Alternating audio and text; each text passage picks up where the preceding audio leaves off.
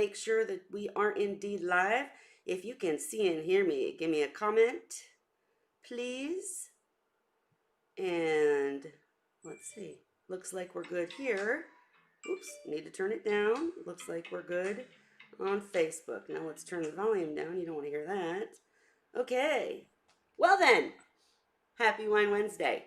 Welcome to Wine Wednesday. I'm sipping on Pinot Noir tonight, my bread and butter favorite. I treated myself because, you know, I have to. What else are you going to do these days? Anyhow, hope your Wednesday is going fabulously. Your week was even better, and that all of your seahorses, reef tanks, and lives are just fabulous. So, cheers to all of you. Welcome, welcome. Hey to Nicole. Saw that you're observing this week. No problem at all. Ray said he might have to leave early. Dan's going to be a little late. Hey, Chris. And hey, Dylan's. How are you? I have a few good announcements during open chat, but I did want to jump right into the topic today, which was requested, tank mates. Now, we have talked about tank mates before, so you can go watch that Wine Wednesday, but we're going to kind of dive a little bit deeper into not just saying what's good and what's bad in a reef tank, but why.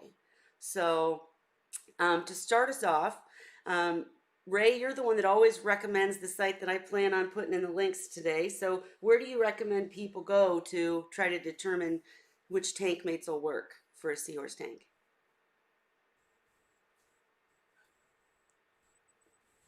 Did I lose you, Ray?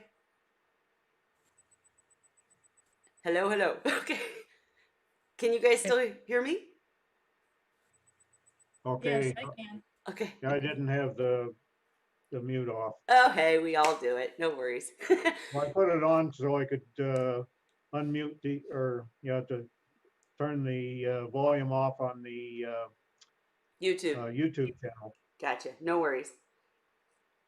But so where do you I advise? go to the org, Yep. And seahorse.org. and Cheryl, is that where you usually send people? Yes. Well, and Holly, any other recommendations on Same that? here. Yep. Yeah, I use seahorse.org. I actually keep a printout of their list.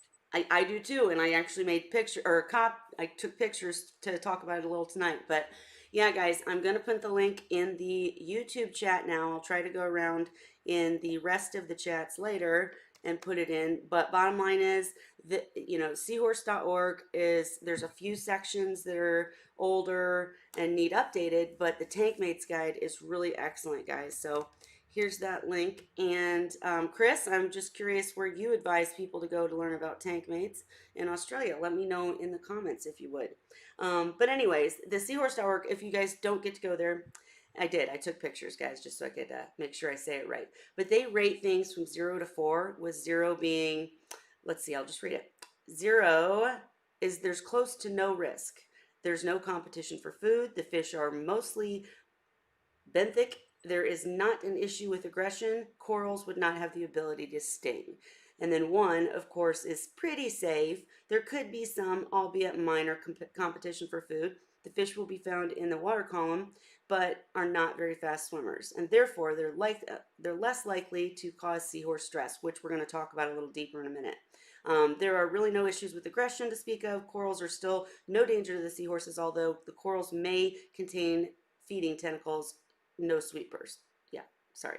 And then 3, I'm sorry, I'll try to speed this up. 2 is they're a little bit riskier.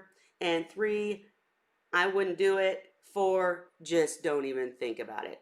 And they've done a really wonderful job. There's more details in the description, but they've done a really wonderful job about covering like all this, like if you got angelfish, it'll cover the different species. Because for instance, like blennies, there are a couple that they'll have a 1 on and a couple that'll be a 2.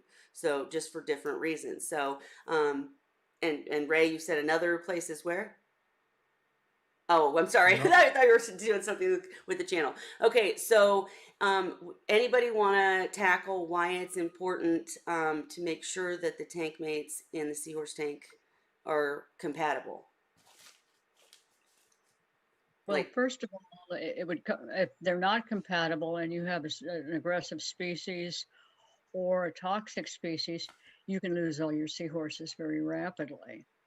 And it's like I had one person ask me if they could put a carpet anemone in with a seahorse. Mm, Well, If you that don't is want not a good seahorse, idea, right. Oh, hey, Marina. to say the least. Marina's jumping in. But yeah, I totally agree, Cheryl. And I forgot to mention on the org, they do cover coral also, obviously from the description.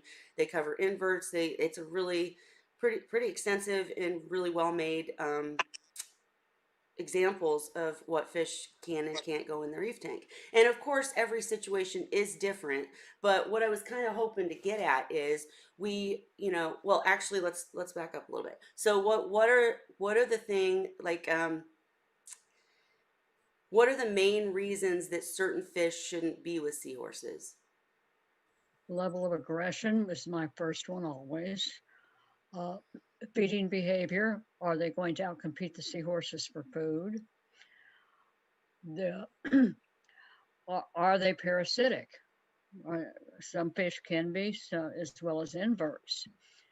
And so there's a number of different, I know I have a friend that lost a male seahorse. He had Asterina stars in there. He got up one morning and the star was attached to the seahorse's operculum. And when he pulled it off, there was a hole through the operculum. Well, needless to say, the seahorse didn't make it. And he didn't even realize that they were a problem in a tank. Right. I didn't either. Right. Most people don't. I mean, I didn't either until I had a very similar problem that like what you're describing, Cheryl. I So lost a female that way. you lost a female ray? Jeez. Yeah. Oh man. Well, we And talked about it here on the show. I know. I just try to update here, but and hello Marina, welcome. We're so glad you could join us today. Feel free to pipe in Hello. anytime. Um, so Marina, hey, I'm curious, where do you look for advice on tank mates, or where do you advise people to look? Um, there are a few like compatibility charts and things that I think are really helpful, but I think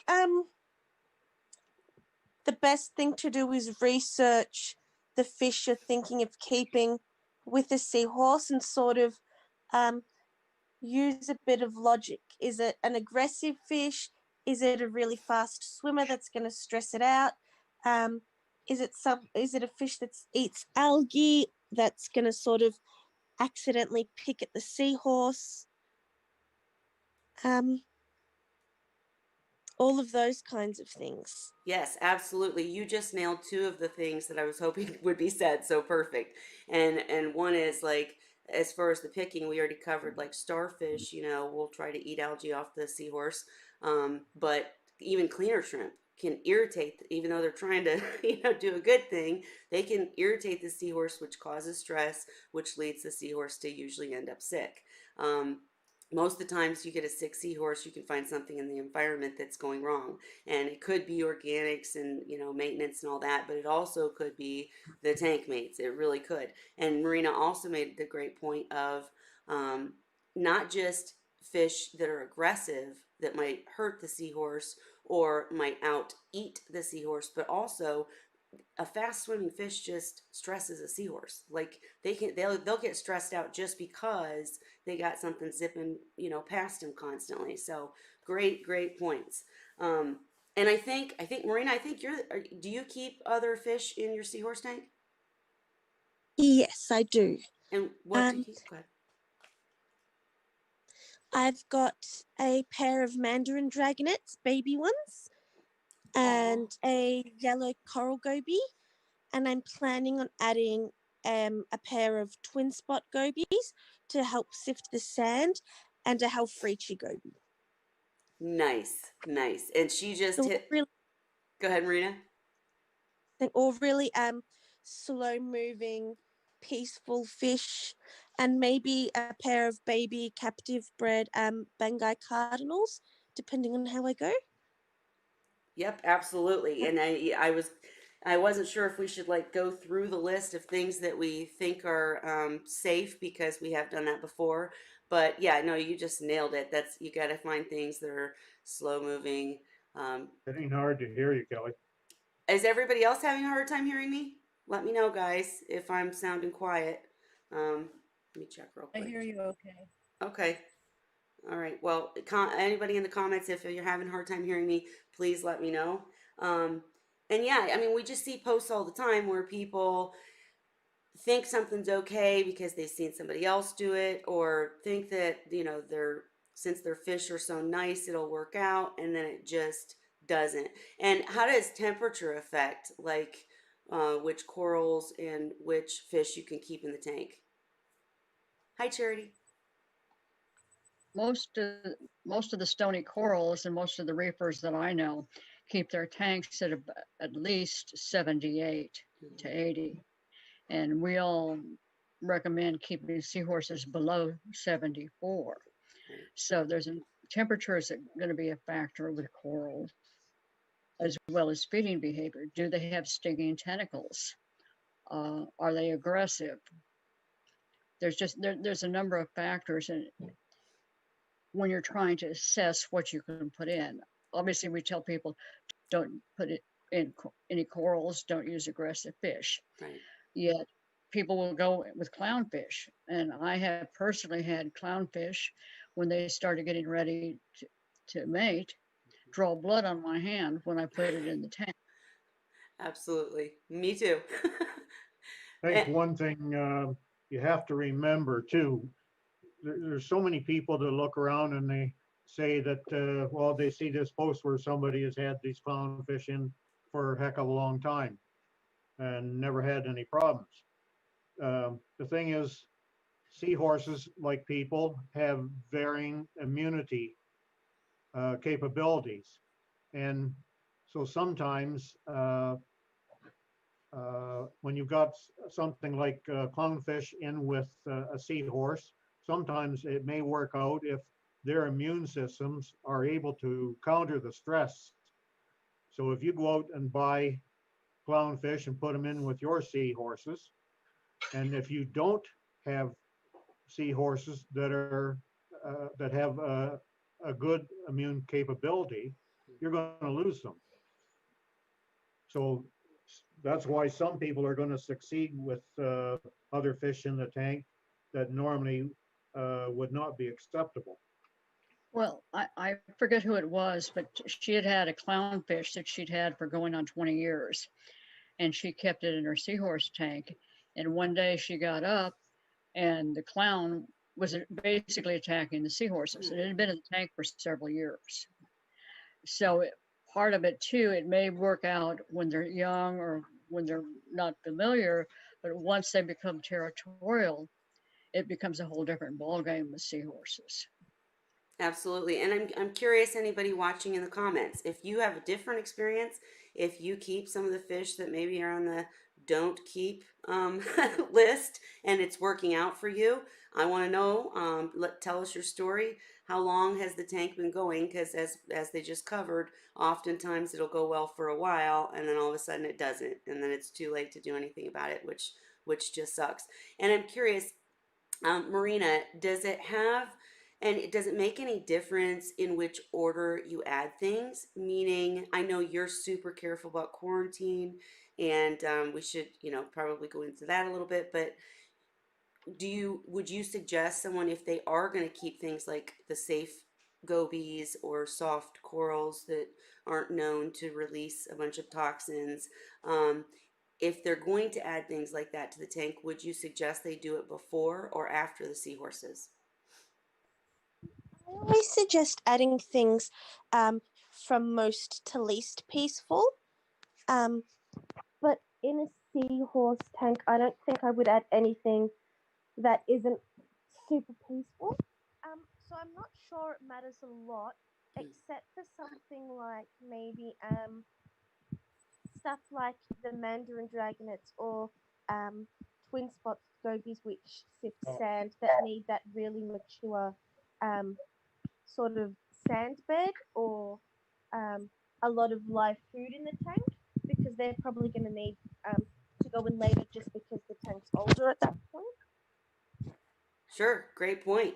And Holly, I want to say hey to Salty Reef. Feel free to jump in if you feel like it. And Holly, I see your question. I'm getting ready to ask it. But anybody else have any thoughts about does it matter if you add them before or after or at the same time? Or, and, you know, how important is quarantine? Anybody have thoughts? Quarantine is essential. Now, do you mean for the seahorses, for the fish or coral, or both or all?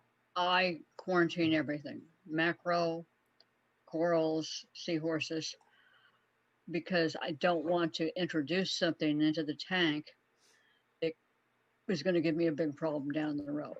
Um, Introduce corals or mackerel, you might be introducing aptasia, Yep. which can kill young seahorses. You just don't know what's on there. So quarantine is mandatory. I gotcha. And actually, our friend that visited with us last week, Holly brought him in. Thank you again, Holly. I've been able to work with him on a few things, and I'm hoping that he jumps in tonight because I really wanted to discuss, like, find out more about his tank setup. Because unfortunately, what amazed me, guys, and this is why we sometimes repeat topics, especially if they're requested, is because this gentleman was told everything incorrectly from someone, you know, that was very good at reefing, but possibly, you know, well, didn't know much about seahorses. And they told him incorrectly about the temperature. They told him incorrectly. They literally told this person to put, to make a long story short, he's treating his display tank with his reef tank for something. And so in the medication that he's using to treat the tank, he didn't want to harm an anemone, and so he was told to move it to the seahorse tank. And then the seahorse tank got stung, secondary bacterial infection, big mess, sad story. And it was all because apparently people are still telling, you know, incorrect information. I guess I should know that that still happens, but I just figure we better keep covering it. And Miss Holly Buchanan, thank you so much for the questions. Guys, if you have a particular question like Holly did about, hey, would this work in a seahorse tank? Shoot your questions, please. But Holly asked about pipefish. I have some thoughts, but you guys go first if you'd like. I gave up on it about 15 years ago, maybe a little bit longer than that. I tried putting the pipefish in. Now, mind you, these were wild caught because back then, and especially here in Canada, there was no availability of captive bred. Um, and I even tried the quarantine part until I realized that quarantining may show up something, but it may not. You might have a fish put in quarantine and have it there for 3 months and nothing may happen. That doesn't mean that it isn't carrying parasites that may become plague proportions when you put it into the seahorse tank. Conditions will be different in there. And the fish that's in quarantine is going to react different when it's in with different tank mates and in with different surroundings. So you don't know. So my own personal thing is that quarantine for a fish is an iffy thing. It may help out in that if something does appear in that period, then you know you have to do something about it. But if nothing does happen, it's not going to tell you that you're not going to have a problem. Oh, So Ray, you're about to get beat up by these ladies. Cheryl and Marina are big quarantiners. But no, I get your Well, point. I would put them in quarantine tank, but if I wanted it bad into a seahorse tank, then I would treat them to knock out the parasites first. So yeah, you would treat anything that you put in with the seahorses. Anything I put in, like I don't put anything in, but if I was going to, I would treat it first. absolutely. I know I many totally people, agree. sorry, I know many people who do, there's a difference between observational quarantine and hospital quarantine type deal where you pre-treat in case. A lot of people, you know, are on both sides of that. So I see both points. Really quick, Salty Reef, thank you so much for the super chat. We love when you come and jump in. I hope you're doing well, and thank you so much. Guys, don't forget to like this video if you're enjoying and learning, and like it, and don't forget to subscribe. And if you're really enjoying the conversation, you can always super chat. We won't be mad at you. All right, but thank you, Salty. Mwah. And Cheryl, were you going to say something else? I'm sorry. Gonna say, I will not mix wild caught species of cynanthids with captive breds. You can quarantine them, you can treat them, but you don't know what they're carrying. Right, absolutely. And Holly, I see your next question. And yeah, just to add on to that, I absolutely agree with both sides and what you both said. And it's all about with pipefish, especially. The reason it used to be like a big, huge no, no, don't do it is because I'm don't want to get too deep into this, but because of the fact that they're from the same family, they're to make it simple to understand, they're more likely to carry things that would hurt another thing in that family, if that makes sense. So, like a clownfish carries certain pathogens and parasites and such, whereas cygnethids carry certain types of things. So, you're just, if you have a captive bred seahorse that's never been exposed to the wild or any of those types of things, and then you bring in a pipefish that is wild, you're more likely to have problems. However, as your question, Holly, what if they're conditioned? Do you mean like captive bred, or what do you mean by conditioned? But if you meant if they're captive bred, for instance, from Alyssa, Seahorse Savvy, then that kind of changes things. Then I don't think that it would, because of the fact that they're not real zippy. You know, they're not slow swimmers, but they kind of chill, you know. So I on seahorse.org, pipefish are listed as I believe 1. So that means very little risk, as long as they're captive bred. That's the big deal with that. Anybody have anything to add to that one, pipefish?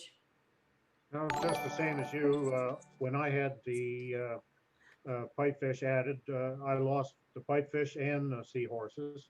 And basically, in my opinion, it was lost because of a pathogen transfer that just wasn't able to be handled by the seahorses from the pipefish and the pipefish from the seahorses. Sure. And that's the biggest reason I don't put other fish in my tanks. But as I said, if I really wanted it, then I would treat them. I wouldn't just put them in the hospital tank and observe. I would put them in there and treat them, and then put them in in with the seahorses. Okay, really So, quick, Salty Reef, thank you again. You're awesome.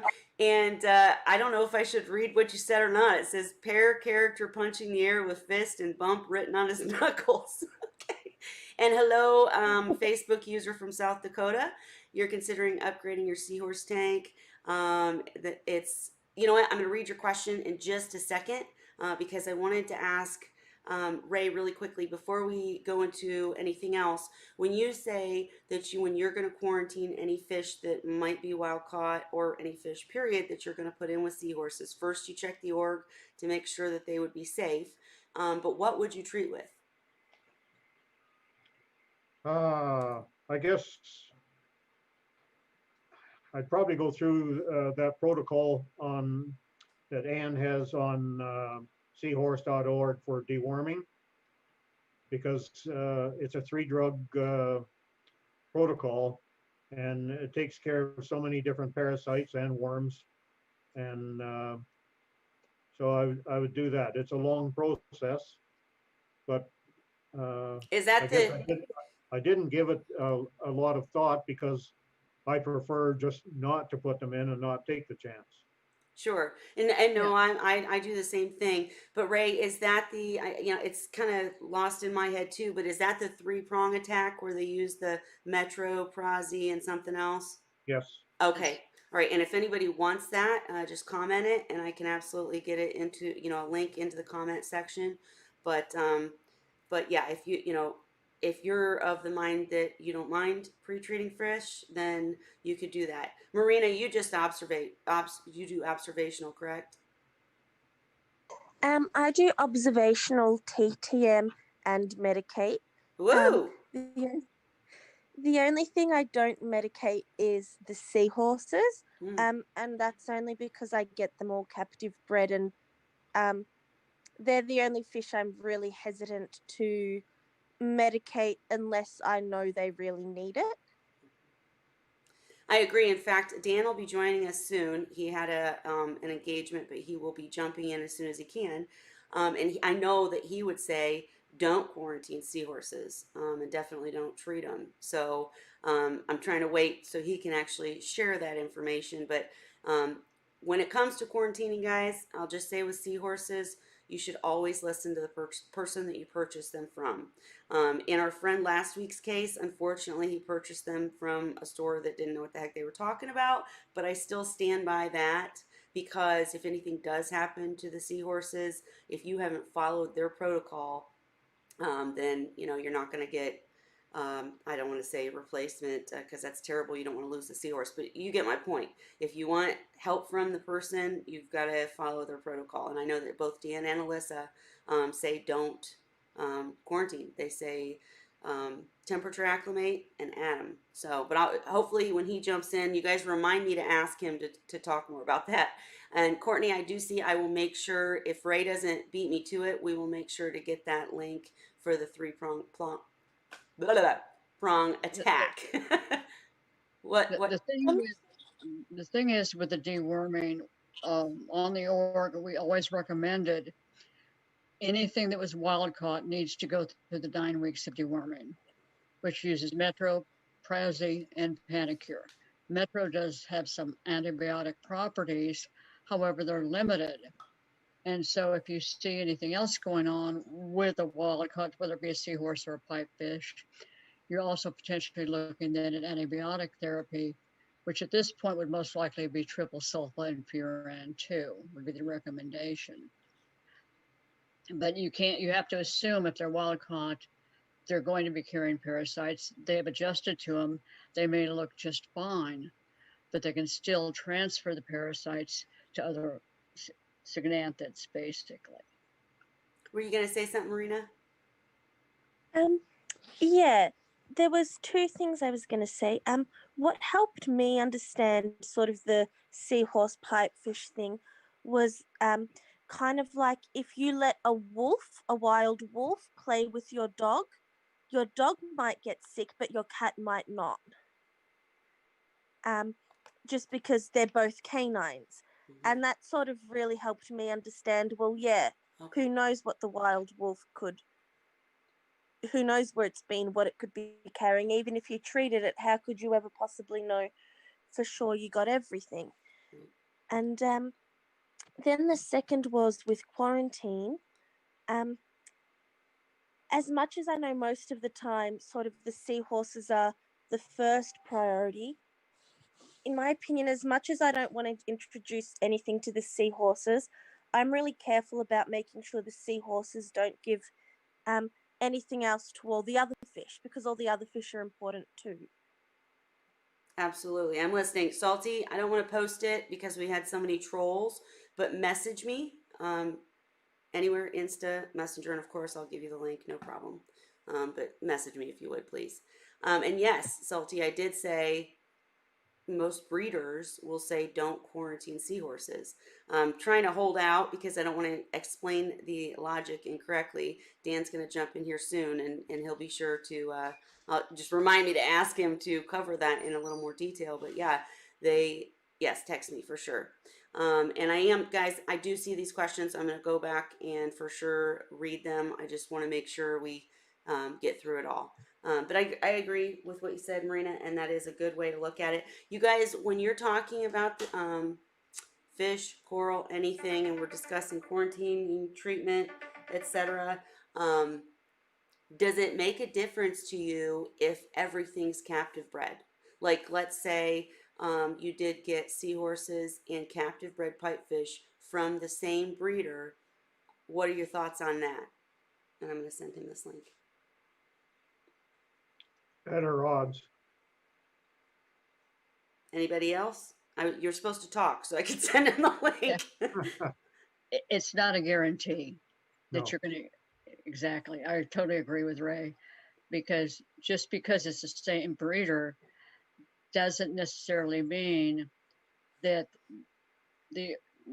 whether they be pipes or seahorses, that they are not still carrying a pathogen of some sort. Right. And I'm sorry. Go ahead.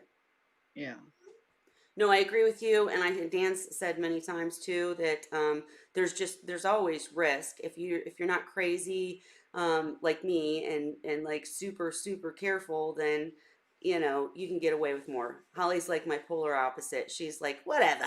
No, I'm just kidding, Holly. You're not. But but no, I mean he'll say too that even seahorses, even of the same species, if they're coming from a different tank, there's risk, period. Not as much, nowhere near as much, but I was just curious. Marina, would you still quarantine and or treat if everything was captive bred from the same place? Yes. Um, most of, yeah, definitely. Especially if it was captive bred, but then I'd got it from my local fish shop. yes.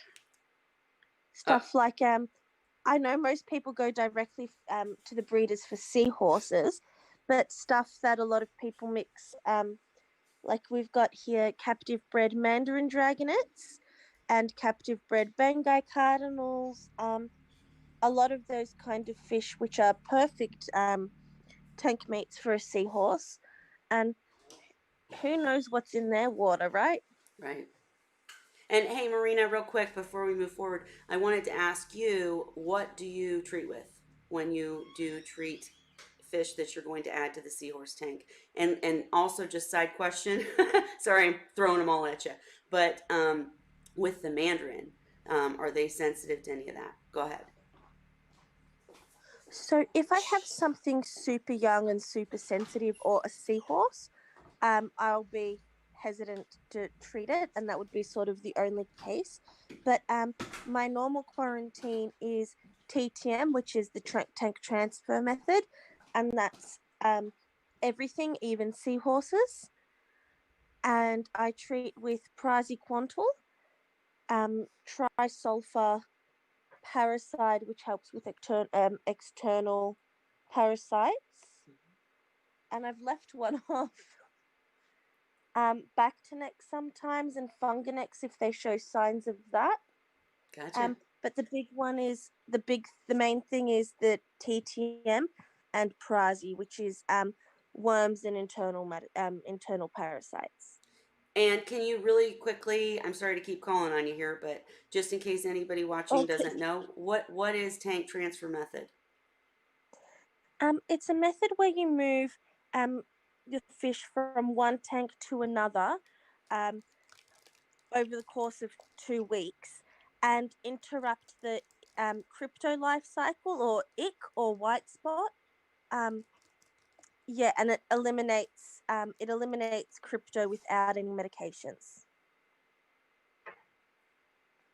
I wasn't paying Which attention. I'm so sorry. But I'm sure you explained it exquisitely. Very good. Um, I missed it. I'm sorry. I'm sure you did a great job. I was trying to respond. Anyhow, but yeah, that it's actually a really good method. And did you explain why it's so good? Why it works? um, I didn't explain it very well, but Oh, what I like about it is you don't need medications, and the only other two ways to get rid of crypto are um, hypersalinity, which is a little bit up in the air of how effective it really is, or copper, which is really harsh and a lot of fish, especially the more sensitive fish we like to keep with seahorses, just cannot tolerate. Um, so TTM's a nice natural way to get rid of crypto, which seahorses aren't particularly susceptible to, but a lot of other fish are. And that's that sort of play off of not wanting the seahorses to hurt anything else either. okay. Salty, I hope I'm sending that to you because if not, somebody's gonna jump in here and go crazy again. But anyways, no, yeah, no, I love tank transfer method. It's a really good way to not, as just what you said, not medicate, but make sure you don't make sure you get rid of things that are very difficult to get rid of. For sure. And speaking of things that are, we're going to dive more into tank mates here in just a second, guys. But speaking of things that, treating and or um, quarantining, just on the basis of coral, we've already kind of said no stinging coral. SPS usually aren't good in a seahorse tank because of the fact it's not really that they will hurt the seahorses. It's more that the seahorses will hurt them because they'll hitch on them and cover the polyps and destroy the skin or whatever you call it. And so softies kind of work in gorgonians, but things like gorgonians don't take very well to dips. So Cheryl, I know you quarantine macros and such before you put them in the tank, but have you ever treated any of them or any thoughts on that? Yes, I have, because it's not unusual to find aptasia, flatworms, things like that in your macro unless you're getting it from an aquaculture source that obviously maintains pest protection. With that, I usually start out in the case of macro with a freshwater dip, and then I dip them in a coral dip afterwards. And yes, I do lose some. For corals, they don't like freshwater dips, but you still need to go ahead and treat them with like Coral RX or something like that and watch them very closely. And the other thing with corals, corals are going to be just like fish. They're going to carry different things. You bring in macros and you've got red flatworms, you've got a serious problem. And it's not so much about the little white flat, excuse me, the little white flatworms that we see often in seahorse tanks. They will usually die off as soon as the pods are gone because that's our primary food source. However, you also have to keep in mind if you've got things like the white colored little flatworms and you have a male that delivers, you've just introduced flatworms to your nursery. So there's a lot of advantages, basically, just from my perspective, just starting out with everything clean. Absolutely. And yeah, we kind of jumped around here, and I see these questions that are saying help. So we're gonna jump to the questions in a second. But my thing is, if you're looking at adding anything but seahorses and snails to a tank, first check the seahorse.org tank mate list just to see what you're even gonna, what your risk tolerance level is and whether you're willing to risk it.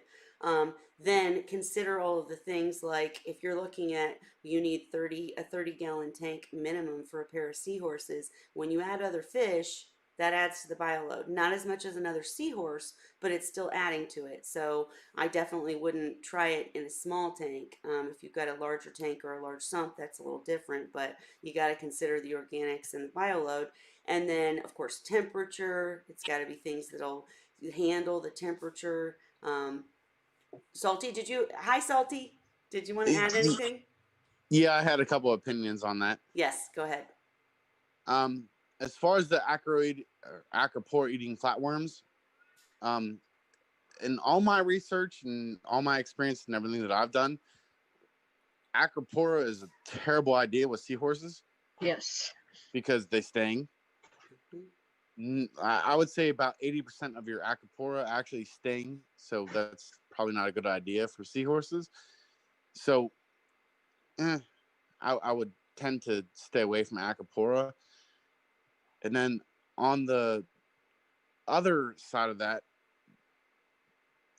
just quarantine everything. Like everything that goes into your tank, quarantine it. Sure. Because you never know what it could bring. Like I quarantine everything. Like I quarantine my snails, my crabs, corals, everything.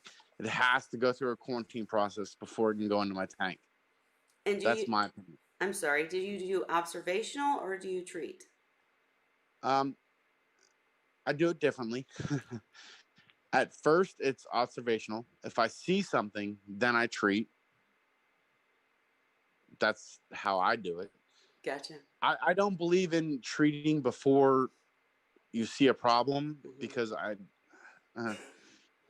I think it can screw with their immune systems. So my biggest quarantine is hyposalinity. Hyposalinity, because that will kill most parasites before you actually have to treat. And then if you actually see something beyond then go ahead and treat with copper, treat with whatever you need to treat with. But I don't believe in the whole treating without actually seeing anything. Well, I want to catch up with you during open chat if you're able to stick around, Salty, because I just want to ask how you are. But I get it, and that's the thing. It's what you are okay with. People like me and Ray and Cheryl and I think Holly, we kind of stick to seahorses and like quarantine or macros, gorgonians, and snails, and just have a seahorse species only tank. Some other people, Marina likes to have other fish in it, but she has a process.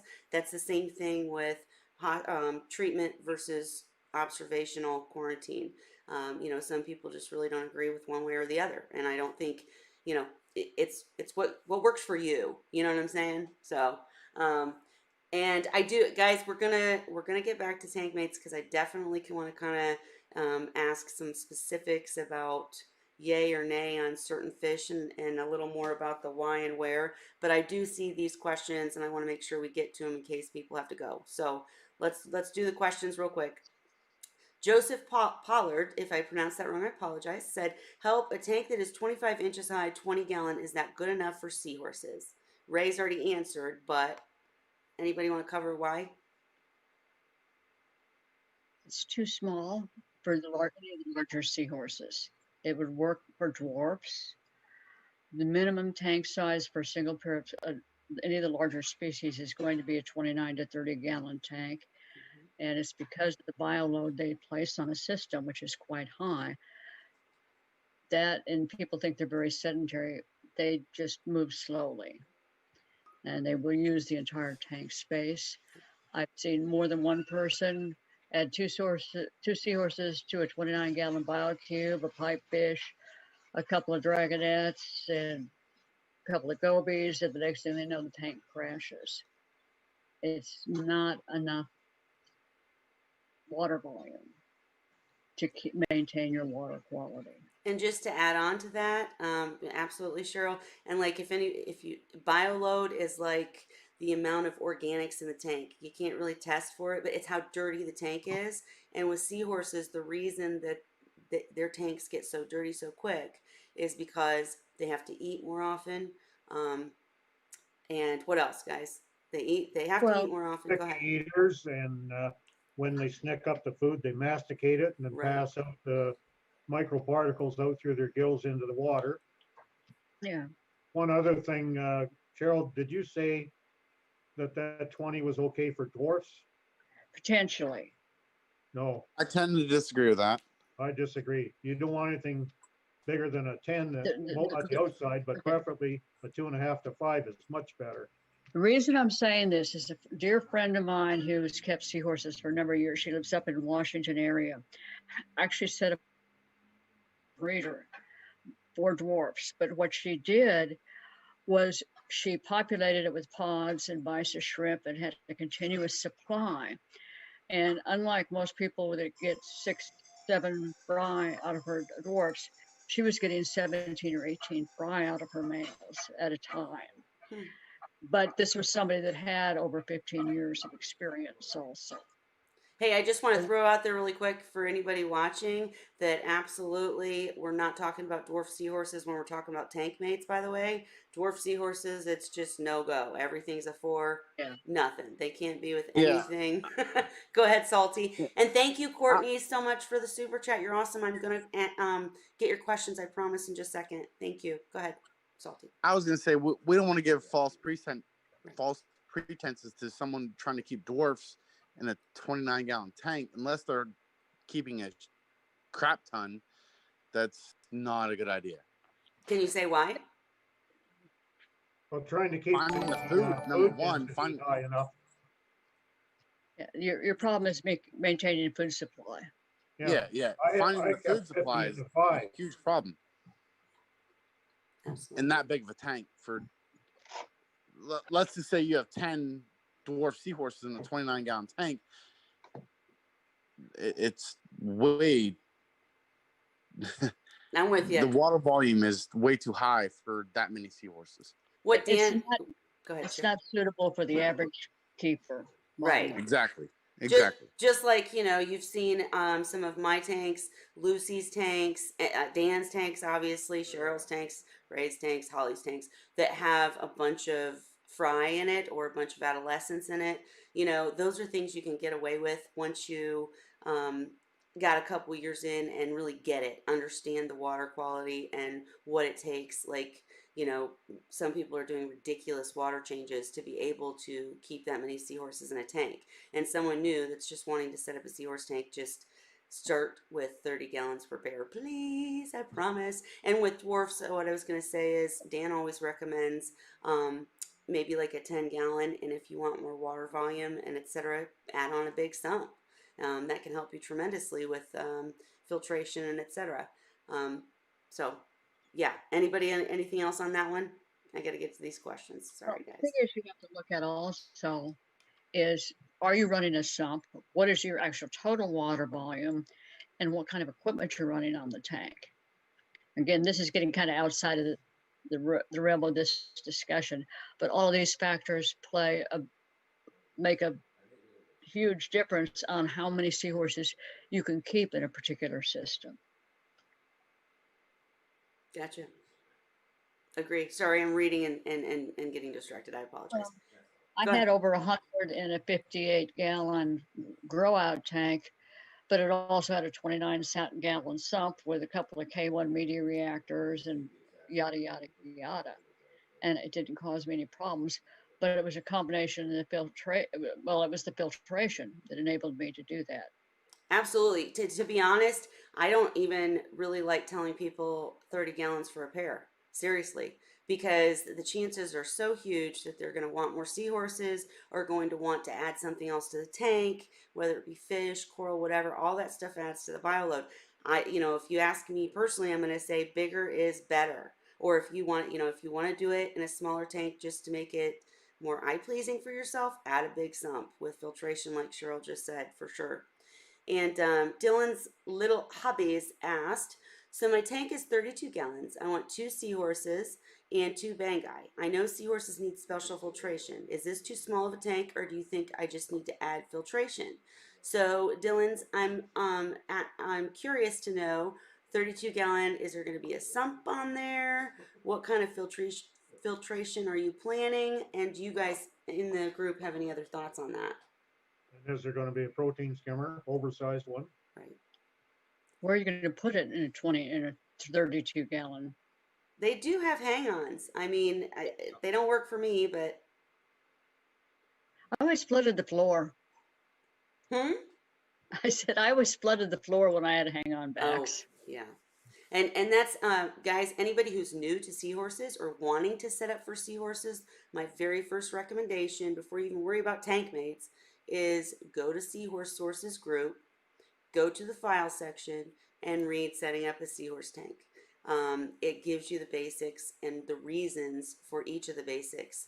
I mean, I don't want to get too far into that topic because we're tank mates today and we want to get to open chat, but just the base temperature, tank size, sand or no sand, filtration, mechanical and biological, all that stuff is explained in detail and the reasons in the file in Seahorse Sources group. It's also a great resource for asking questions if it's a day besides Wine Wednesday. Okay, all right. So Dylan's, if you give us a little more information, I'll try to give a little more feedback. But and guys, It's an all-in-one tank and hang on back protein skimmer, but usually those skimmers for those all-in-ones are pretty small. So he's, to make it successful, he's going to have to just be more diligent with husbandry, water change period, and volume. Yeah. and that's that he just nailed it. So we give the recommendations on like a normal maintenance schedule and seahorse feeding schedule. Again, they eat more. By the way, I meant to tell you guys in case, because these cool kids in the group sometimes get too scientific. Masticating, what Ray was talking about, is when a seahorse eats, you'll literally see, and Dan's talked about it too, you'll literally see he eats the shrimp, and then you'll see particles shoot up out of this little hole, kind of by their side fins. Look, I'm doing a seahorse, I guess. Anyway, it shoots out of the little hole, and it's like it's particles of food that are being put back into the water. So they're eating more, they're pooping more, and they're pushing it out right after they eat it. So a lot of food just ends up in the water, and particles, and organics, as I said earlier. So. And many are very selective in the pieces they eat. And that means they'll take the choice pieces that they think look perfect, but the rest is left for the tank to get captured in either in the filters, or it picks up by a cleanup crew, which then produce their own waste. Right. Well, it's estimated that seahorses actually, in terms of actual ingestion of what they actually swallow and get into the GI tract, is only about 20% of what they take in. They're very messy eaters. And that's, another thing. Again, we're getting kind of into tank setup instead of tank mates, but a big key to keeping seahorses is making sure the food doesn't remain in the tank and go bad where they can eat it later, because bacteria grows on it. Go ahead, Salty. I have a good suggestion for the all-in-one tank. The old school, like 4 or 5 years ago, the Red Sea Reef 34-gallon that had the built-in protein skimmer, that is a great tank for one pair of seahorses. Nice. Hey, if you get a chance, if there's a link to it anywhere, throw it in the comments. You can do it later if you don't have time now, but yeah, I'll have to look for it. Yeah, we love hearing about things like that work. Marina, you got any thoughts on this? Any of this? I think at the end of the day, it's about maintaining the right conditions for the seahorses and all the fish and the water quality. And oh, you just went real quiet on me. Oh, sorry. You're better. I think if you're prepared to put in that sort of slightly smaller tank, if you're prepared to put in the extra effort and the extra work, then of course you can make it work. But if you're someone who doesn't like, doing lots of extra water changes and all of that extra work that might be required, just get a bigger tank if you can. Absolutely. Always get a bigger tank if you can. But if you know that if it comes down to it, you're not going to do water changes twice a week, if that's what your tank needs to be able to feed your seahorses and all the other fish in there enough, then it depends if you're prepared to put that effort in, I think. Agreed. It can definitely be done. I probably wouldn't do it. I agree with you 100%. By the way, guys, I promise I'm getting to the rest of the questions, but I wanted to mention, if you are really, really beginning on seahorses, cycling the tank for seahorses is different than cycling a reef tank. Just because. Correct. So we did a Wine Wednesday on cycling. Just Google it, or I can put a link if anybody wants it. Go ahead, Salty. And cycling and curing rock are a totally different thing. Yes. And I want you to discuss that during open chat, because we haven't talked about that in a long time. But I want to get these questions. All right. So, Dylan's, I'll look for any more info from you. And Charity, again, thank you so much for the super chat. You're awesome. Charity wants to know, what about when they give birth? Would any of the fish species mentioned go after the babies? So Yes. go ahead, Cheryl. Yes. I've listened to people talk about mandarins, banga cardinals, and fish like that actually going after the babies. I have watched shrimp that were in a tank literally climb to the top of the tank and wait and sit there and pick off fry as they start to hit the surface. So you're pretty much looking at parents may or may not, it depends on the pair. or the individuals. But yes, most things will eat fry.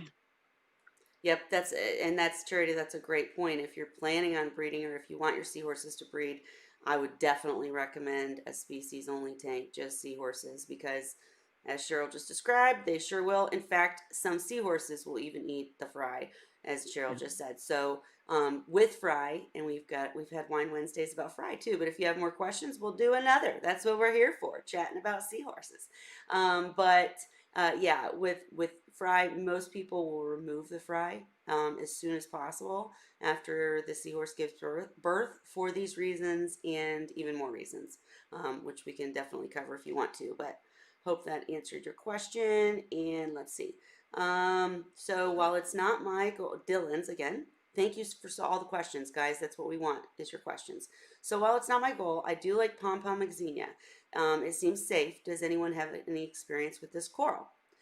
Anybody want to go first? I do. Yes, I do. Go ahead, Salty.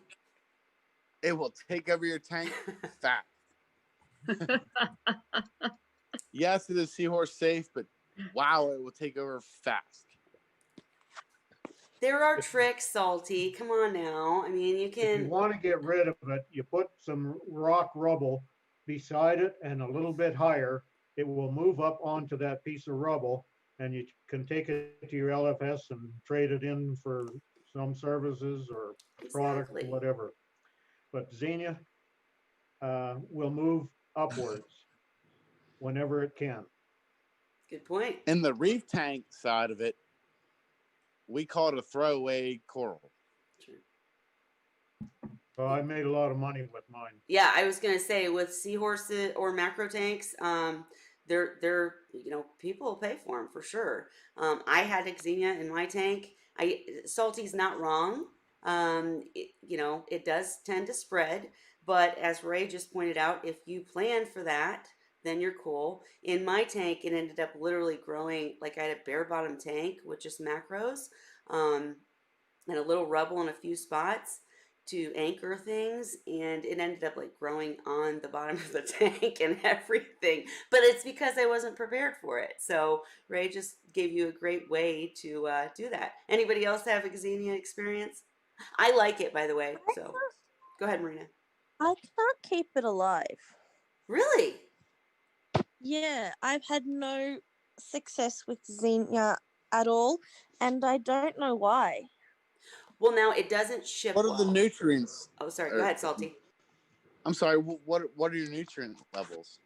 I've tried in super low and in moderate. Like I've tried in next to zero, and I've also tried at about 4 ppm nitrate and 0.05 ppm phosphate. In my experience, they like a high nutrient tank. Dirty. So the dirtier, the better for that particular coral. Marina, did you have it in with the seahorses? No, it didn't make it through quarantine to the Oh. seahorses. Gotcha. Because I quarantined corals for 3 months. I've not been able to keep it alive that long. Well, that might be an issue for you. That particular coral in a quarantine setup, there's not enough nutrient to keep it alive. So that might be your problem with that. So you might want, that's a tough one to quarantine. I mean, Even seriously with, though, couldn't you just throw in some food? I know you're right. Salty. You could heavily feed. Yeah, I feed every coral every day. Right. No, I meant like in the quarantine tank with the Xenia. If you like really got it, they like it dirty. He's not wrong. So I'm guessing. Yeah. That's it. So They if also, you want to quarantine, that type of coral, I would highly recommend just running a dirty tank. Like, don't clean it. Don't do any water changes. Just high light, high food. Yeah. Just dirty. Feed it your dirty water. There you go. I mean, water changes out of your dirtiest system that you have. Change that into your quarantine system.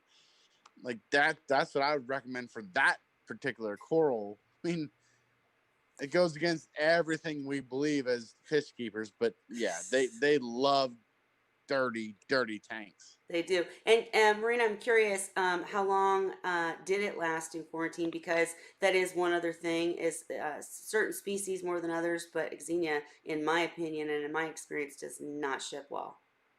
So did it last for a while and just died off like It eventually? lasted maybe, I'm gonna say 6 to 8 weeks. Oh wow, okay.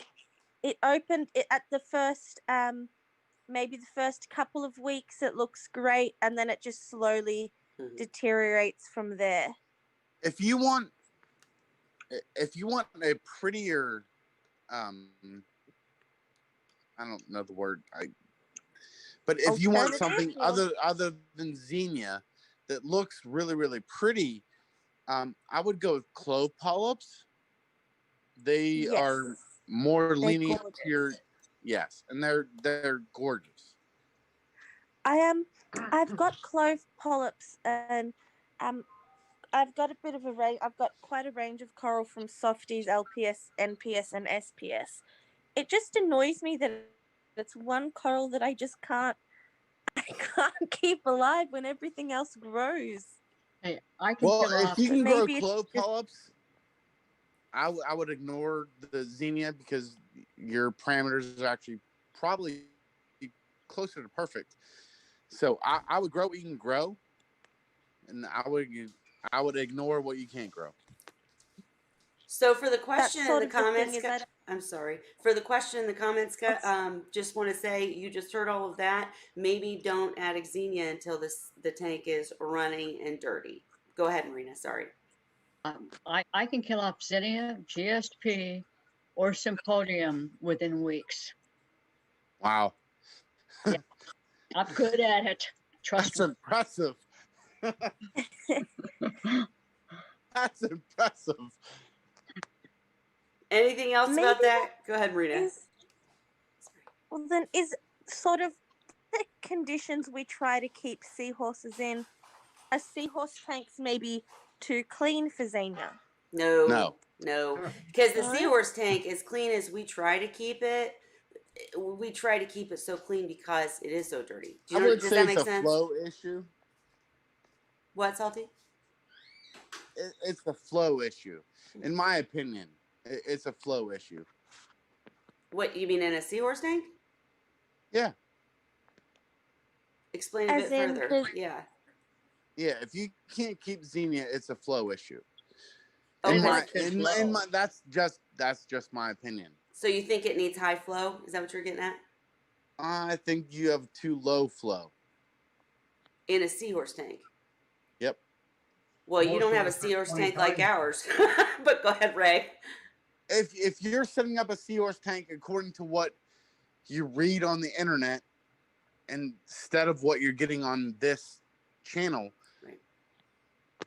I would say you're too low flow and your nutrients are through the roof and it's killing off your Xenia. None of Okay. my reef Gotcha. tanks ever had the flow that I have in my seahorse tanks. Yep. And like I say, I Yes, made I a lot of agree. money off Xenia. I agree, but if you're following what you read off of Google, Yeah. That's why you guys all got to come here and ask the questions. We'll set you straight, I promise. Seahorses do not need low flow. There's another one exactly. Wednesday about that. And If you set up a seahorse tank off of what you read off of Google, right, no, I get you. the low flow, low setup, low nutrient, all that crap, I don't think it happens much anymore, Salty. There's You too know, many hey people Ray, now that are getting on the Facebook pages, I hope you're right. yeah, and Ray, you get corrected there. I was saying earlier that I was totally shocked when Holly brought a guest last week and he had been told so much bad information. And I know of a few seahorse keepers or attempted seahorse keepers in my area that were let off of Google, just Google alone. It was failed. too low flow. It was Yeah. everything. They were just, it was bad. That's why, guys, you got to share these Wine Wednesdays, share these videos, tell people to come. I know one person was going and putting up a sign at their LFS to come to Wine Wednesday to get the right information. We won't steer you wrong, I promise, for sure. Um, and I was going to say something else, but I can't remember. I want to make sure to get through these questions, guys, and then jump back to tank mates. So Facebook user, sorry I can't see your name. I don't know why, but hi, you're from South Dakota. Considering upgrading your seahorse tank, you know 30 gallons the minimum pair, which you have now, but what size would you need for 2 pair? At least a 40, preferably a 50. Depends on how good your maintenance is. I mean, I can keep 100 plus juveniles in a 58, but I would not recommend that for most people. I would say at most 2, maybe 65 for a beginner. Yeah, Yeah. and here, guys, my answer, and anybody else can pipe in, of course, but my answer is it's literally 30 gallon a pair, period. So if you want 2 pair, you need a 60. That's my personal, like, you're making sure you're covering your bases as it has been described. If you want to do more maintenance, or if you have some huge sump, like a lot of people get confused. I'll comment, and I have so many seahorses in a 65, but I got a huge sump underneath. That makes a big difference. That's It's a more good water question. volume. Go ahead. Yeah, you need to know So- what their filtration is. Yes. Are they running a sump? What else are they running in the sump? What is their skimmer rated for? Mhm. Are they running things like K1 media, filter socks, etc., in that sump? There's so many variables. This is why when somebody else comes up with a problem, I start going through almost a checklist Yes. and asking specific questions about what the tank is like. Yep. That's why I'm hoping so much that Holly's guest from last week comes back tonight. If you're watching, pipe up in the comments or feel free to join again. Christopher, I think your name is, because we wanted to go through your tank and, you know, make sure that you had everything right since you had gotten such bad information. I know Marina and Salty both want to say something. Go ahead. So my question is display tank versus total water volume for, let's just say, an intermediate Keeper. seahorse keeper. You want to know? So if you have Go a ahead. 75-gallon display, how many seahorses can you keep if you have a 300-gallon sump?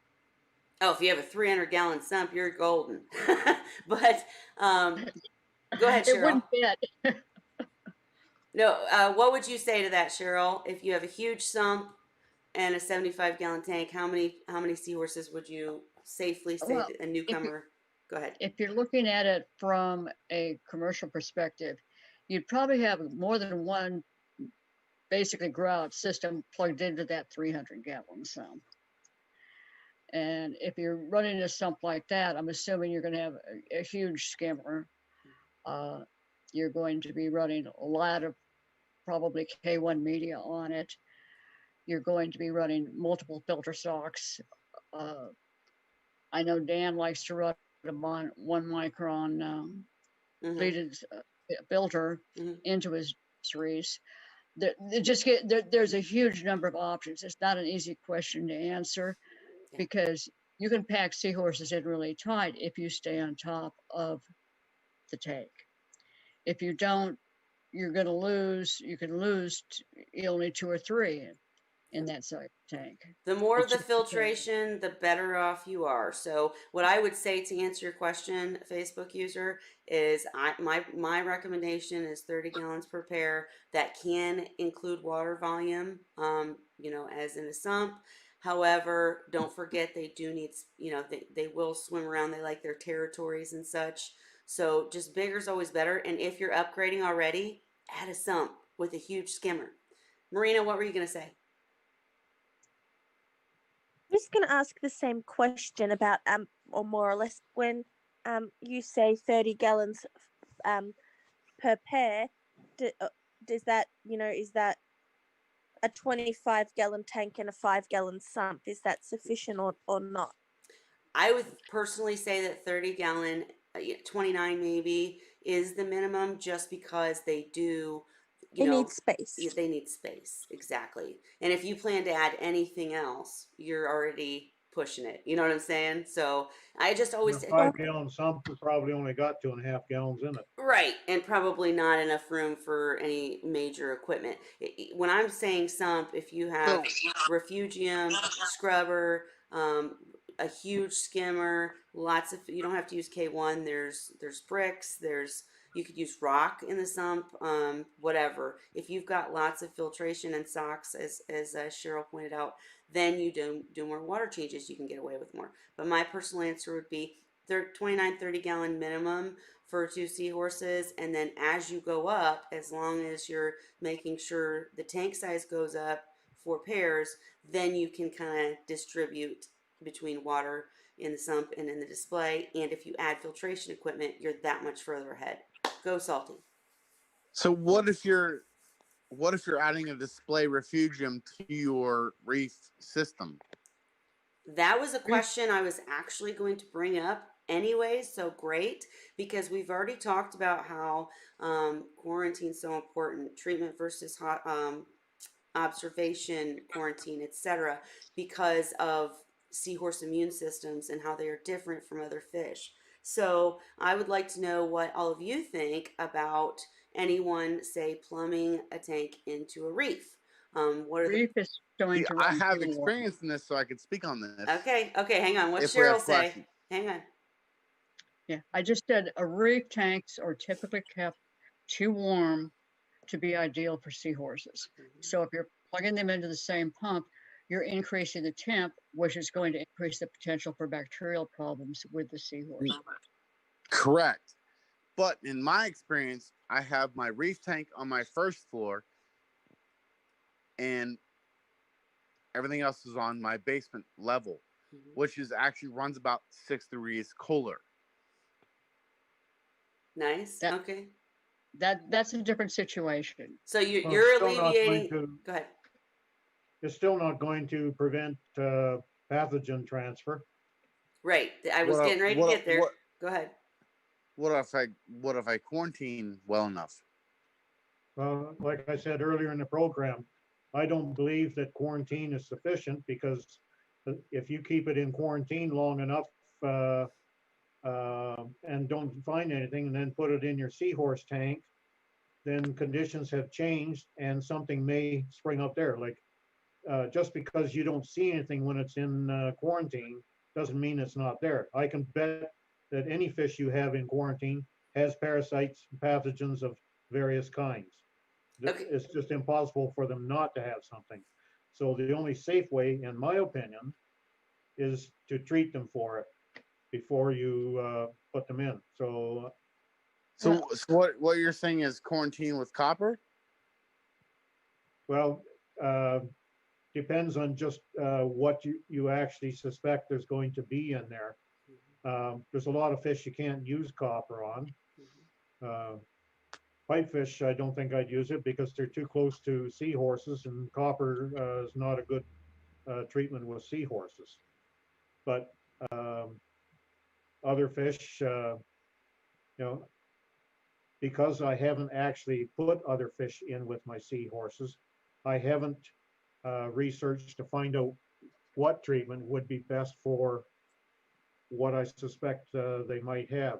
I would probably have to do the deworming protocol, which is a 3-drug treatment, which would probably cover most of the pathogens that would be possible.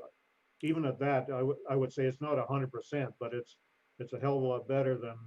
Well, what do you think about hyposalinity? I'm sorry? Hyposalinity.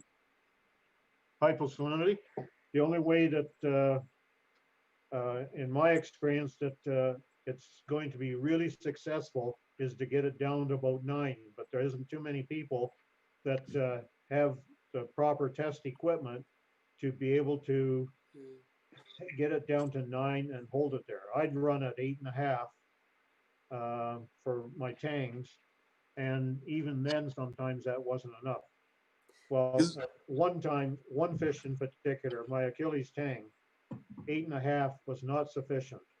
And the Well, second time I an left. Achilles is more sensitive than your normal tang. Pardon me?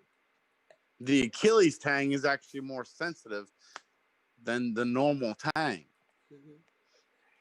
But the thing is, the 8.5 did not kill off the ick parasite. Mm.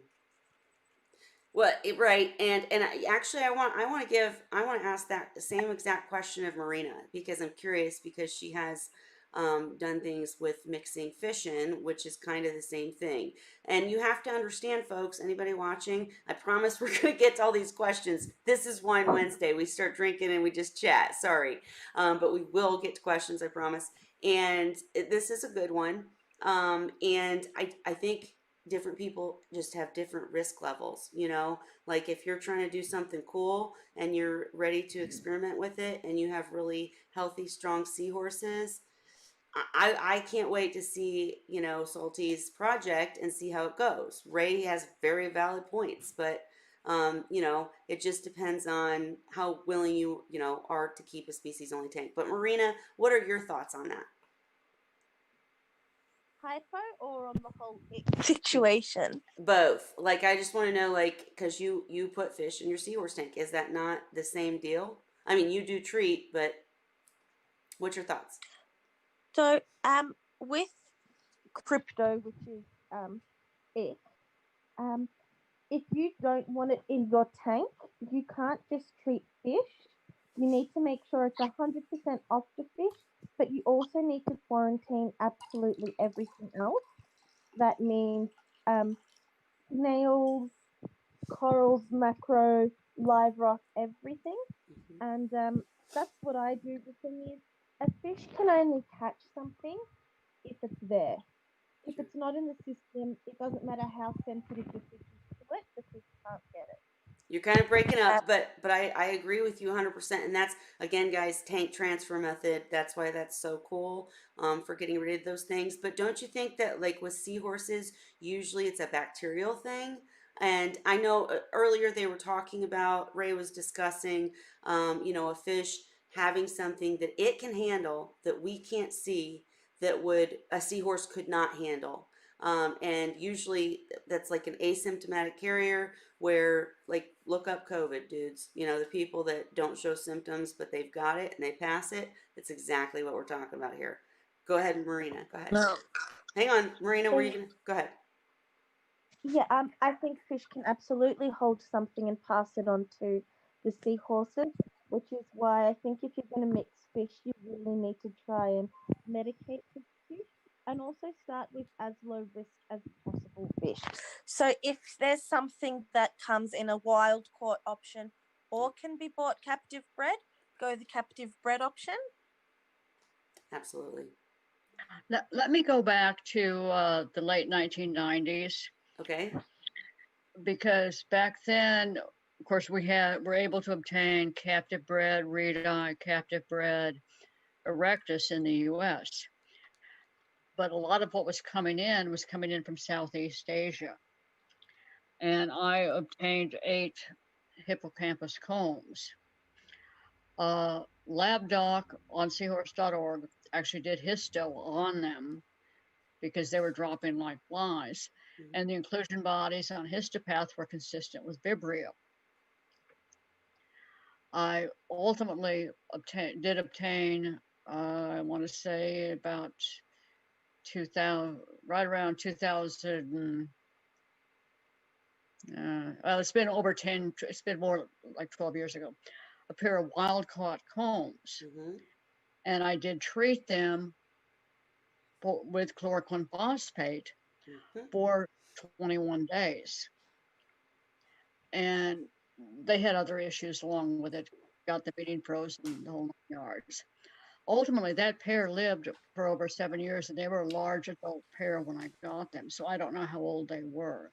Nice. But it's one of those things, if they had been put in with erectus or anything else, Mm-hmm.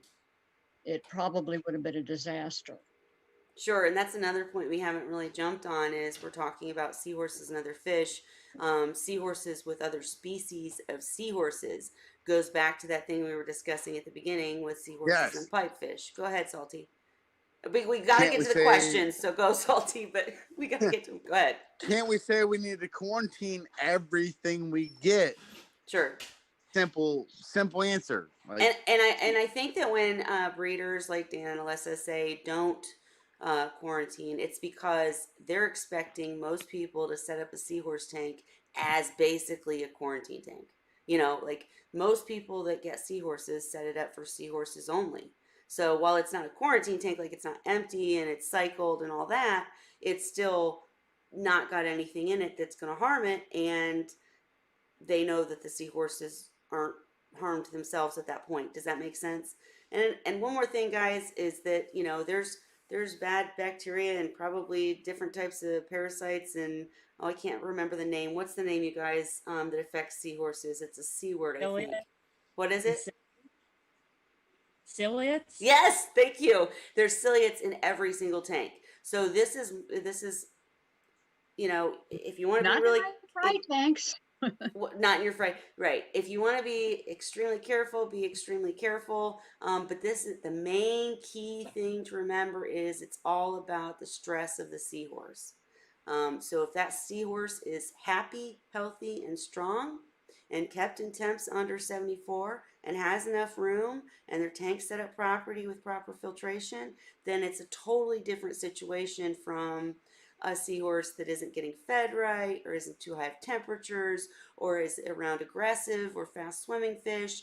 They get stressed, then I don't even know how to say it easily, but they are more susceptible to the things around them. So you might be able to put a seahorse with, Salty, I'm not saying I think you'll succeed, frankly. I would say get the seahorses used to you, get them used to the tank, get them used to, life with you first, and then they're not as stressed. Stress is the key. And did anybody want to say anything else before I move on to the next question? Because we got to get to Can you these tell questions. Lucy? yes. Can you tell Lucy to put me back on so I can post? She put me on timeout. Lucy put you on timeout? Yeah, she said it was accidental. Oh, Lucy put him back on. Take Ray out of timeout, darn it, Lucy. But Lucy, I'm so glad you're here. Please share your thoughts on all of this. Please go ahead, I Salty, have another quickly. thought. Go ahead. Inconsistency. Hmm. Inconsistency will kill. You want to elaborate? Well, yeah, if your parameters are up and down, up and down, up and down, Yeah. it's Stress. going to kill whatever you have. Yeah.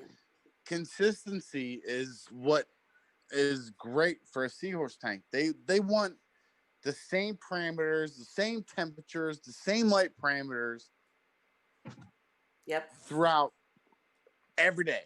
Yep. If you have inconsistency, it's going to kill them. Right. And I would just say to In my experience. No, to totally agree with you, I would just say, he's exactly right. And that's why, if you want to keep seahorses, I just sincerely recommend, if you can, if you want seahorses, do a seahorse only tank for a year. Then play with stuff. Once you learn the seahorses, you got to learn what they need, how the water works, and that kind of stuff. And we'll help you. Come join Seahorse Horses group. Come to Wine Wednesday. We will help you, I promise. But kind of learn the seahorses. They're not the same as other fish. They're not hard. You can do it. It's not crazy difficult. It's just different, if that makes sense. Okay. I'm cutting y'all off. I'm going to the next question. Sorry, we're way behind. Okay, Laura. Hey, Laura. How are you? And Laura got 2 serpent starfish from Alyssa. They are cool and stay hidden in the rocks. I'll see them when the lights are out, and they don't bother the seahorses. Ray, I think I saw you made a comment. Any thoughts on that, guys? Sorry, I'm sitting here trying to get back on posting. I'm sorry. Okay. I got put on timeout and I can't type anything anymore. Oh my gosh, Lucy, if you're able to I honestly, Ray, I think even if it's accidental, it kind of boots you for like a certain number of minutes. I really think that's the way that it works. Salty, is that how it works? If she accidentally, as an admin of the YouTube channel, booted him, or said he couldn't comment. Salty? Salty's muted. Okay. All right, no big deal. He's Okay. probably. now- I think Get that's back it. to- I forgot now what you were asking me. Okay, no, I just asked you. You made a comment on serpent starfish. I've Oh, never yeah? kept them. Are they a problem? Are they good? Are they bad? What's up? Well, they were bad for me at times for certain fish. If you have fish that tend to go into a hibernation state at night, they can be deadly for those. Um, Now most of mine, I had probably most of the time between 10 and 15 of them at a time in all the different tanks. But they're deadly for mandarins. They're deadly for some of the others, like the royal grandma used to go into a hole in its rock and sleep there Uh, at night. And the serpents would latch onto the part that they could get and grab on, and Oh, they would wake up. The mandarins would wake up, but unless you can catch them when they're actually got a hold of them, they draw with their tentacles. They'll draw the fish right to their mouth and start feeding on them, mm, even while they're still alive. mm. Were you gonna say something I salty? meant, So I've never had one um, in a seahorse tank, Mhm. because those were my experiences, and they were before I even got into seahorses. imagine they'd take out jawfish or just about anything that burrows. I've never had a starfish in a seahorse tank, but I've had a starfish in the reef tank, and they're quite aggressive, and they'll eat anything they can get their hands on. Hmm. Gotcha. They're Anybody have probably any? not so Oh, bad when they're small, but like I'd had mine for most of mine, I'd had probably 5, 10 years minimum each one, and their span was usually in the 10 or 12 inch range. My smallest ones were probably only 8 or 9 inches. But the thing is, if you get them when they're small, they're going to get big. right. Hey, Laura, I'm curious because Alyssa knows what she's doing. Okay, so you said you were gonna kind of ask her about it. Definitely come back and let us know what information you learn because I personally have never kept them, so I'm sorry I don't have much input. But I definitely don't doubt Alyssa or that she would put you in a bad situation. So whatever you learn, come back and share it with us, I please.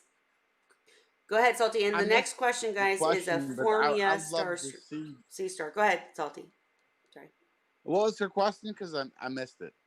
Which one? Laura just asked serpent starfish Yeah. sold by the person that sells seahorses. So, and she likes them, and they don't bother her seahorses. So she was just wondering. And then the I next had one, one years ago with seahorses, and I didn't have a problem with it. And right? serpents. Yeah, that's why I'm really curious to hear what she says because Alyssa wouldn't lead you wrong for sure. So maybe there's, I don't know, but definitely interested. Also, I don't have any Dylan's. I don't have any information on Formia. Am I saying that right? Sea stars. Um, and I get it. You want to keep them if you can't find the care, and if nobody here has any information, I'd forget it. Anybody got any information on them? I'm gonna take that as no. Okay, moving right along. Moving right along. No. Okay, and then let's see. We can okay. Da da da da. Real salty. You asked the difference between captive bred and captive trained mandarins. I don't have any idea. Anybody? Yeah, so a captive bred has been born and raised in captivity. Um, the other option is just like it's been in captivity for a while, so it's gotten used to being in captivity. So I guess it's tank acclimatized more or less. So it may or may not be eating prepared foods, but it's used to living in a tank. But it did come from the ocean. Hold up. You've got mandarin Yes. eating prepared foods. Yeah, Yeah. the That, captive that bred was kind of my ones. question. You're Was crapping me. That's awesome. Go ahead. Go ahead, A my Salty. lot of question people was have them eating pellets now as well, not just frozen. That's so awesome. Go ahead, Salty. Sorry. my question was for people that had no idea. Right. that there's a difference between captive bred, captive raised, and captive Right. isolated, or whatever we want to call it. Right. And that's kind of what I was looking for the answer. Well, appreciate you bringing up stuff that I hadn't. Definitely, guys, captive bred, captive bred. Um, we've got another Wine Wednesday about that. If you need more details, Yeah. let me know. But I just wanted to prove that there was a point between, yes, there's a difference between captive bred and captive raised. gotcha. No, great point. Courtney asked, silly question, but what about sponges? Do they carry the same type of pest? And guys, I want to be sure. Yes. I would hate for us to like scare people off from stuff. Again, my advice is always going to be set up a seahorse specific tank. Get used to the seahorses before you go experimenting. But I get it that people want a tank with more than just seahorses and macros and gorgonians. So Salty says yes, sponges carry the same things. He did say yes. Anybody else have thoughts on that? Not any experience with them in a seahorse tank. Yeah. I had them in my reef tanks, but I'm assuming that they would carry anything that any coral would carry, but I don't know that for a fact. Yeah, I just want to say you can. I'll let you talk, Marina, in 1 second. But I just feel like, I was so super careful. Like, I mean, heck, snails can bring stuff in. You heard Marina say she quarantined snails, so you can get. Being careful is one thing, but it can become a slippery slope where like it's. Anybody who wants the easy way or is willing to risk it. There's nothing wrong with that. Okay, go ahead, Marina. I'm gonna say I'm with Ray. I don't have a lot of experience with sponge, but absolutely everything else I know of can carry stuff in. Yeah. So I wouldn't guess that a sponge would be different. Sure. And I personally, I'll tell you guys, just to give you the other, I agree with them. It's not another angle, but I didn't know the answer to that question. So great question, Courtney. And bottom line is, I kind of treated it like macro because I have bought sponge and it was from Gulf Coast Ecosystems. So I know it wasn't like Algae Barn. Shout out to Algae Barn, by the way, guys. They sell clean macro and different products. But anyways, so, I didn't have any guarantees, and I honestly only put it through the minimal quarantine that I use on macros. I do quarantine macros and sponges, but I put it in the tank and didn't have a single problem. So, it can quarantine maybe, but I didn't make it a big deal and I was fine. Okay, and sorry, we're not more help on that, and I might even research that a bit further, but they're very likely very right. We already answered Joseph's question. Courtney asked also, what would that gallon amount apply to a quarantine hospital tank? Which gallon amount? What were we talking about back then, guys? Anybody know? Yeah, she was talking about the 30-gallon recommendation, and so I just typed in afterwards 10 is the preferred size for a hospital tank, mainly because the medication dosage is all skewed for a 10-gallon tank. But that doesn't mean that depending on the size of whatever you're quarantining, you could use a 5 and then just split the meds in half for each treatment. Sure, agree. Hospital tank is usually bare as heck. It has some sort of circulation or airline, and then it's got hitches for the seahorses. And frankly, like for instance, very quick, someone who contacted me recently, the person that was told that anemones could go with seahorses. Oh my goodness. The seahorse got stung, had a bacterial infection, needed to be treated with Furon 2. And I was recommending a hospital tank. And the thing is, if you ever have to treat your seahorses, definitely come back here and get some more information because the recommendation for Furon 2 is a little bit different than the packaging. What we recommend is 10 days, every day doing a 50% water change and then adding back the amount of medication that was removed. So as Ray pointed out, the Furon 2 packaging says that 1 packet for a 10-gallon tank. So you add that, Next day, do 50% water change, add half a pack, etc. for 10 days. And the reason I'm saying all that is in a hospital tank, you're usually doing massive water changes or medicating for, only a certain amount of time. And so it's not cycled and you just don't, the need isn't there. It's not that, seahorses can't be in a 10-gallon tank, especially if they're sick and being treated. It's just that they won't like it very much and it wouldn't last long term because of the organics and such. Anybody else got anything else on that? Yeah, I do things a little different. I use large buckets simply because there's no glass, so the seahorse is not going to get startled or upset with movement around them. Basically, they have no visual outside the bucket. And then I do change them. I do 100% water change. Basically, I set up a new bucket every day if I have to treat a seahorse. Listen to And that, simply, Marina. She's doing tank transfer. yeah, and it just that way I don't have to worry about ammonia, Mhm. etc. And it's just much easier to keep it clean. And that's just me. I Yeah. started doing it years ago. I like that idea, Cheryl. Yeah. I like that idea. It is good. I don't have any complaints with it. I was just literally I was reading my notes from Dan's recommendation. So and It's just yeah, something I started doing sure. years ago, and I'm stuck with it. Hey guys in the audience, if there's any of these topics that you want more details on, I promise we're getting your questions, and you can always ask me later. Don't forget to like and subscribe. Yeah, we're gonna get back to the questions. I had something else to say, but after my second glass of wine, I get a little loopy. Joseph, are there any so there aren't any smaller sizes of tanks that would work besides, or I'm sorry, any smaller size seahorses that would be okay besides dwarfs? And I really sincerely would say no.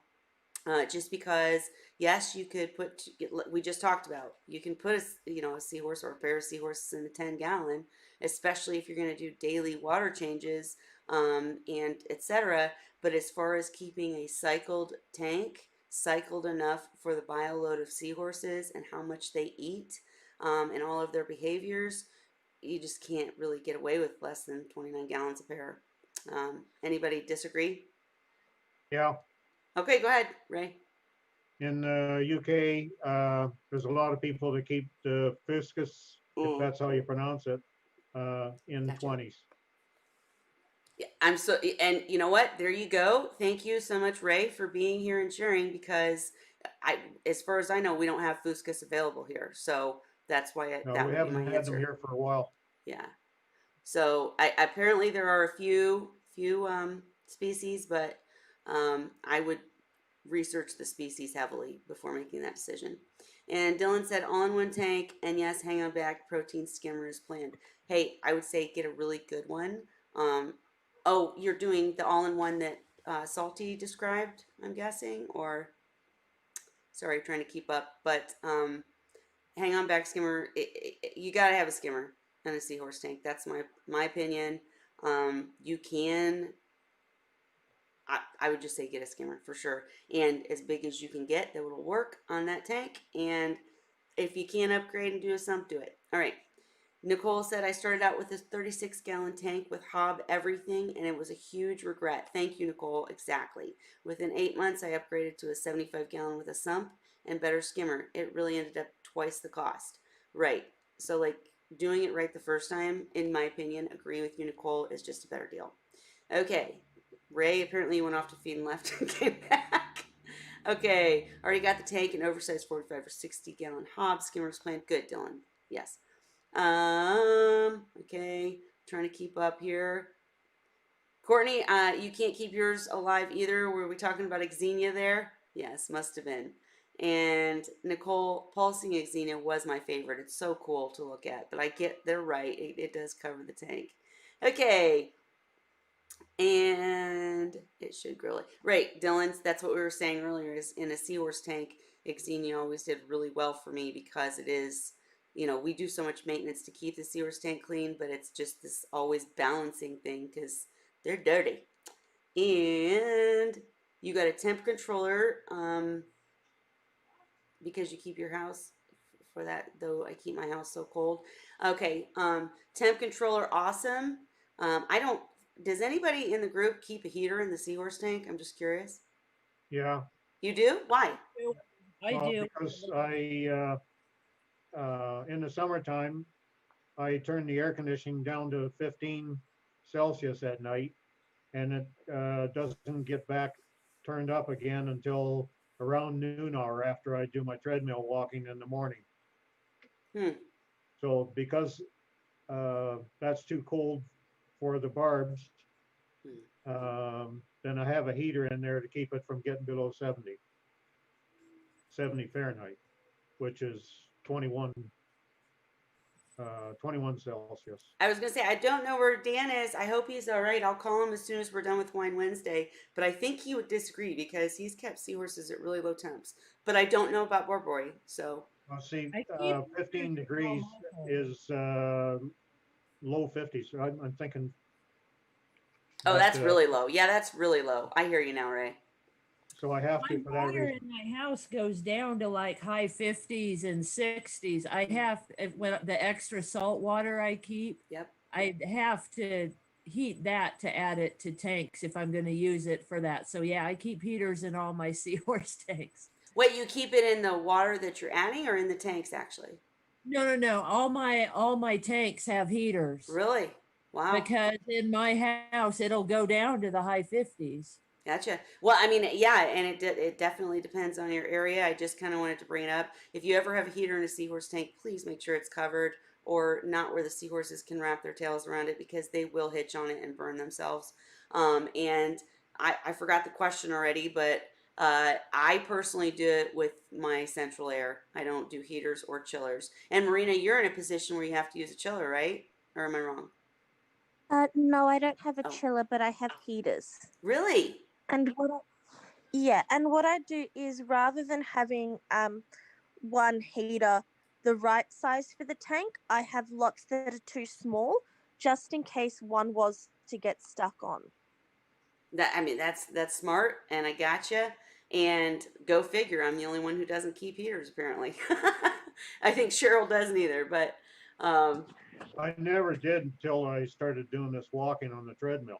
gotcha, So it's only been the last few years that I put a heater in a seahorse tank. gotcha. Well, as Well, long I as have they're one covered. heater. Go ahead, Also, Holly. I don't. What'd you say? I said I should have chillers also, but I don't. They're expensive. Right, they are for sure. You don't need them the way you're dressed. I know it's cold there. Yeah, right now, but in the summer it's like 100 degrees. So I get all the temperatures here. Well, The I only just thing turned I the whole house use, air on. the only thing I worry about is in the summer months, the tank's getting too warm, and I have you basically mounted blowers that I use to keep the tanks cool in the summer months. Mhm. And I don't even worry about winters. I have owned one heater. And that was for my clowns before I sold them. Mhm. Hey, farm boy, if That's you're still actually hanging really out. good. Sorry, Marina, go ahead. I was just gonna say that's a really good point as well with the difference in summer or winter. Mhm. Here we're coming into summer, and I won't be buying any more seahorses to quarantine like until after summer, just because a quarantine tank is smaller, and I can't keep the temperature safe for them. Great point. So that's something to consider as well. Gotcha. Sorry, guys, I'm not trying to rush through any of your comments. I just want, it's almost 10 o'clock and we're still not through the questions. And we didn't really get very far with tank mates. We just love to chat. Ray, it's probably killing you. I'm sorry. But Charity also said she'd love to see some of the flow in our tanks.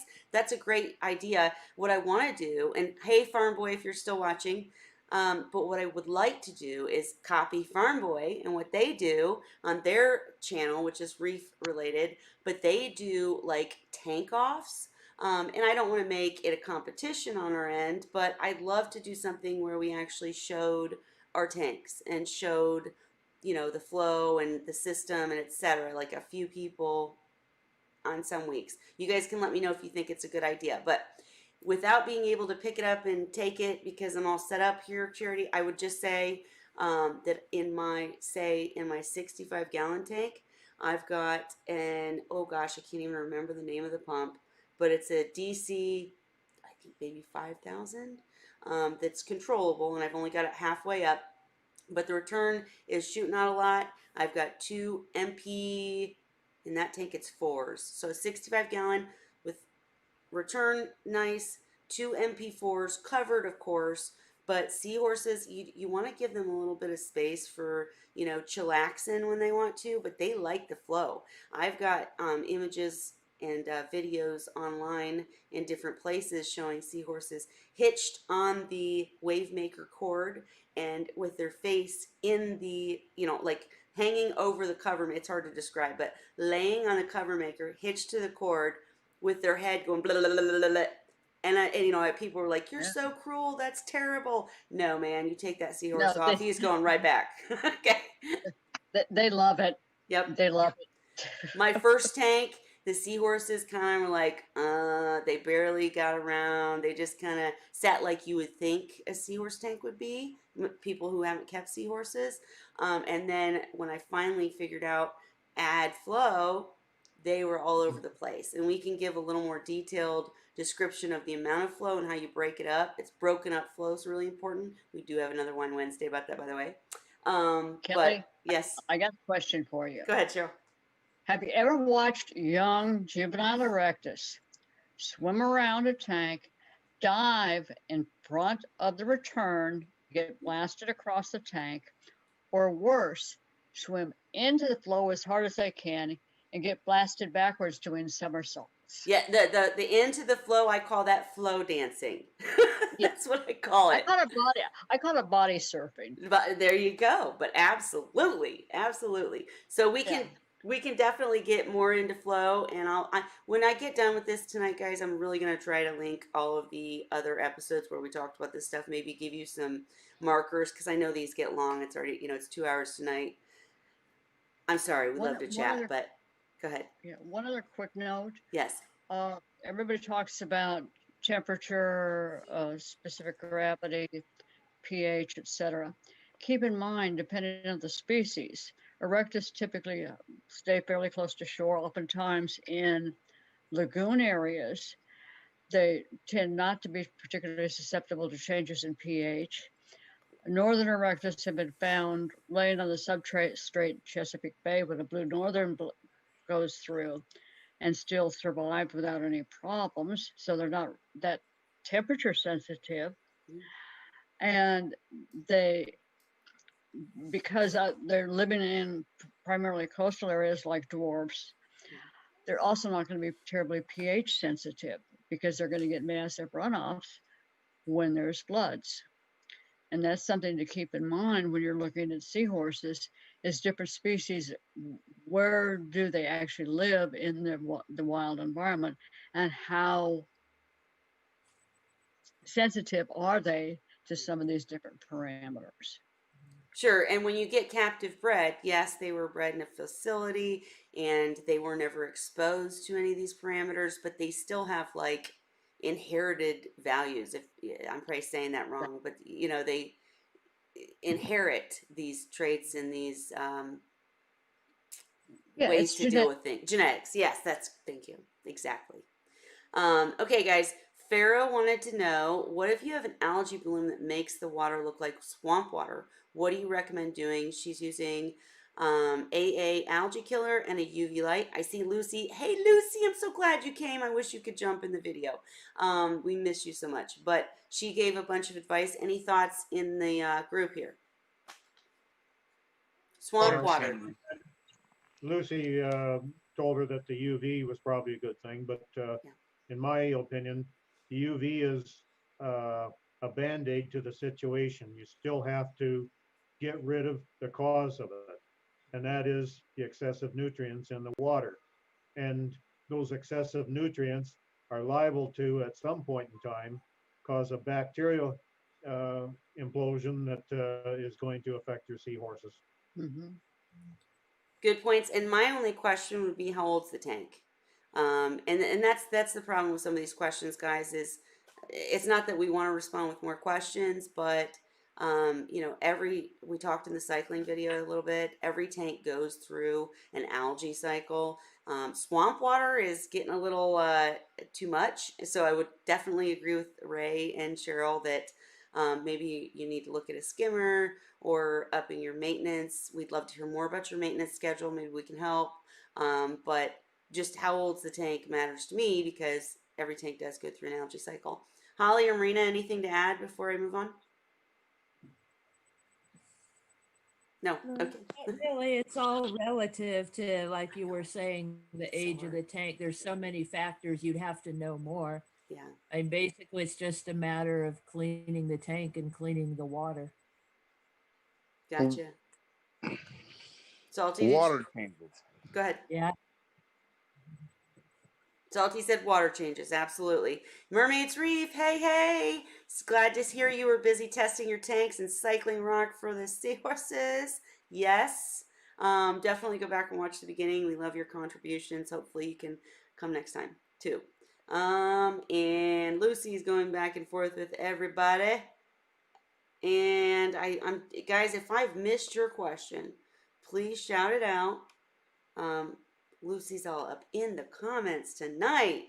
Awesome. And I'm trying to get through it, guys. Sorry. Okay, and we got 100 messages today, so thank you everyone who came and contributed and asked questions. We kind of got off the topic of tank mates. I'm so sorry. Okay, I am going to stop scrolling and ignoring you guys. Sorry. If I have missed a question, or if you guys in the group see a question that I missed, please let me know. I did find one more. Dylan said, I'm not a fan of snails. I have some freshwater. I don't want to add to salt water since I don't want more of a bioload once seahorse tank. What's your thoughts? Okay, so I'm guessing that's what's your thoughts on the bioload that snails add to the tank and what else you could use instead of snails? Anybody? I love snails. I know I love them too. Why don't you like snails? Now wait, and I could never have enough snails. me either. And I did get kind of confused by the question because it said freshwater snails. We don't want freshwater snails, but I understand. Oh, I think I get it now. So in a freshwater tank, especially like a planted tank, you don't want snails. They're terrible. And I get why you don't like them if that's what you're saying and that's your reasoning. But in a saltwater tank, they're awesome. Different. Anybody disagree or have comments? Did you properly go through the cycle? What was it? Did he properly go through the cycle? Oh, you mean the swamp tank? Swamp water? Or what are you talking about? I think we're all confused on this question. Sorry, guys. Okay, well, if He's worried about the snails' impact on the bioload of the tank, sounds like, in a saltwater tank. Yeah. Is he worried he's going to have to feed the snails? And that's just like adding the same as adding another fish, just adding more bioload, maybe. Yeah. And maybe that question came when Ray was talking about the fact that you had cleanup crew to get rid of excess food and things and etc. But they still poop too, to be very blunt. So he was making that point. Maybe that was it. I'm sorry if I got your question wrong. I'm so sorry. You can definitely repeat it if I got it way wrong. And he said, yes, that's his reasoning. Yes. Hey, Farm Boy, thank you for the super chat. Mwah. Hope you're doing awesome tonight. Hey, if you guys in the comments have any questions, I know we got off track of tank mates. I want to jump back there real quick. We're running really late tonight, but you're awesome. Thank you for the super chat. Hope you're doing well. And Dylan's, I hope we answered that question for you. Okay, guys, I do want to jump back. Okay, we're in open chat, so we can go to anything, but anything else you guys think we need to share about the, sorry, I'm doing two things at once, about tank mates. What Christmas presents are you buying for your seahorses? my seahorses are getting super enriched Artemia dance feed. Yeah. I don't even buy for my dog. What was it, Ray? I don't even buy for my dog. My cat's got a new cat bed and a scratching post. Nice. Well, okay. I wanted to give Marina and Holly. Was there anything? Great question, Cheryl. I'm not saying it wasn't fabulous, but Marina, Holly, anything else about tank mates we didn't jump into? People keep asking us to cover the topic, and I don't. Guys, again in the comments, if you want to know about specific fish, please speak up. Of course, we did link the seahorse.org guidelines, but is there anything that we didn't really jump on, guys? Kelly, if I could interject for just a moment. Sure. I've heard reports from Ray and some other people trying to join seahorse.org. I'm admin on there, and if they would message me through Facebook, I can work with them on that, because we have an automatic program that kicks out about 95 to 98% of the people that try to join the seahorse.org, because it comes through as on a spam filter. And so people need to know they can message me and I can work with them and get them set up. It's just Salty, were you saying something? in my experience, it's what corals can we keep with seahorses versus what fish. Right. That's also in that piece. It is. Yeah. The guide covers fish, coral, and invertebrates. But Marina, do you have anything to add about coral that should be kept in a seahorse tank? Yeah, so just sometimes because the coral itself is seahorse safe doesn't necessarily mean what the coral's attached to or what is attached to the coral is. So where you can, if you've got a coral that's attached to a lot of live rock, try not to add the live rock in with the coral, and be really careful with stuff like, is it pipe organ or organ? Tubipora. And that goes with quarantining. Yeah, but if they're stingers, they're stingers. Go ahead, Marina. The coral itself, Tubipora, is very seahorse safe, but because it has that super brittle skeleton, crabs and bristleworms and all sort of things like to burrow into it. So just be really careful with bits of live rock and anywhere that something might be hiding inside of a seahorse safe coral. Great points. Great points. And I'm looking on the site as we speak, guys. You can't see me for a purpose, and I'll be right back. And I am going to read all Lucy's comments. Go ahead, Salty. But wouldn't that go with quarantining and isolating everything you get? Well, you know, it goes back to what we were saying earlier, is that, like, for instance, with aptasia, if you quarantine your coral and rock and etc., but you're not feeding the tank, the aptasia won't show their ugly heads. So, you know, it depends on your. We're getting deep into quarantine, but go ahead. I was gonna say, but if you're quarantining correctly, yeah, you're feeding your whatever you're quarantining, you're feeding, so you would see it. Well, how do you quarantine, really quick? See, whatever I quarantine, I'm feeding. So I'm quarantining whatever I get. It's going into a 6-week isolation. I'm feeding the crap out of it. So I draw out whatever. What do you feed? I'm sorry, what? What do you feed? Sorry. I feed mysis. I feed flakes. Whatever I can feed to draw out whatever could possibly be in whatever I'm quarantining. So I mix the foods. Go ahead, Salty. Sorry. Oh, I think Salty broke up. I think we may have lost Salty. Hey, Farm Boy, while he's taking a moment, I'm going to read anybody that super chats with a comment. I'm reading it as long as there's no curse words. So Farm Boy Reef says, pair character jumping up and down saying #1 fan. Mwah. Right back at you, babe. Go ahead, Cheryl. what I was gonna say is one of the things we need to take a look at that always worries me with some of the seahorse tanks are where people are putting in nudibranchs, sea slugs, things like that. And they're not aware that if they start to go downhill, they can become very, very toxic. Mm. And we did not address that today, but that would be some valuable information also for potential seahorse keepers. I agree 100%. Please message Exactly. me. Please message me after the show and remind me because you know me, Okay. I'll Uh, forget. So, I'm gonna I log agree with off that. because hey, go ahead, Salty.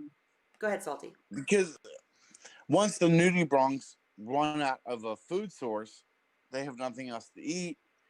Right. What are they going to do? They're going to die off. And they're gonna get toxic. And they're going to pollute your tank with ammonia and nitrate and nitrite. Yep. Agreed, and I'm liking it for a topic. And I wanted to say, anybody in the comment section, definitely let us know if there's a topic you want to see covered.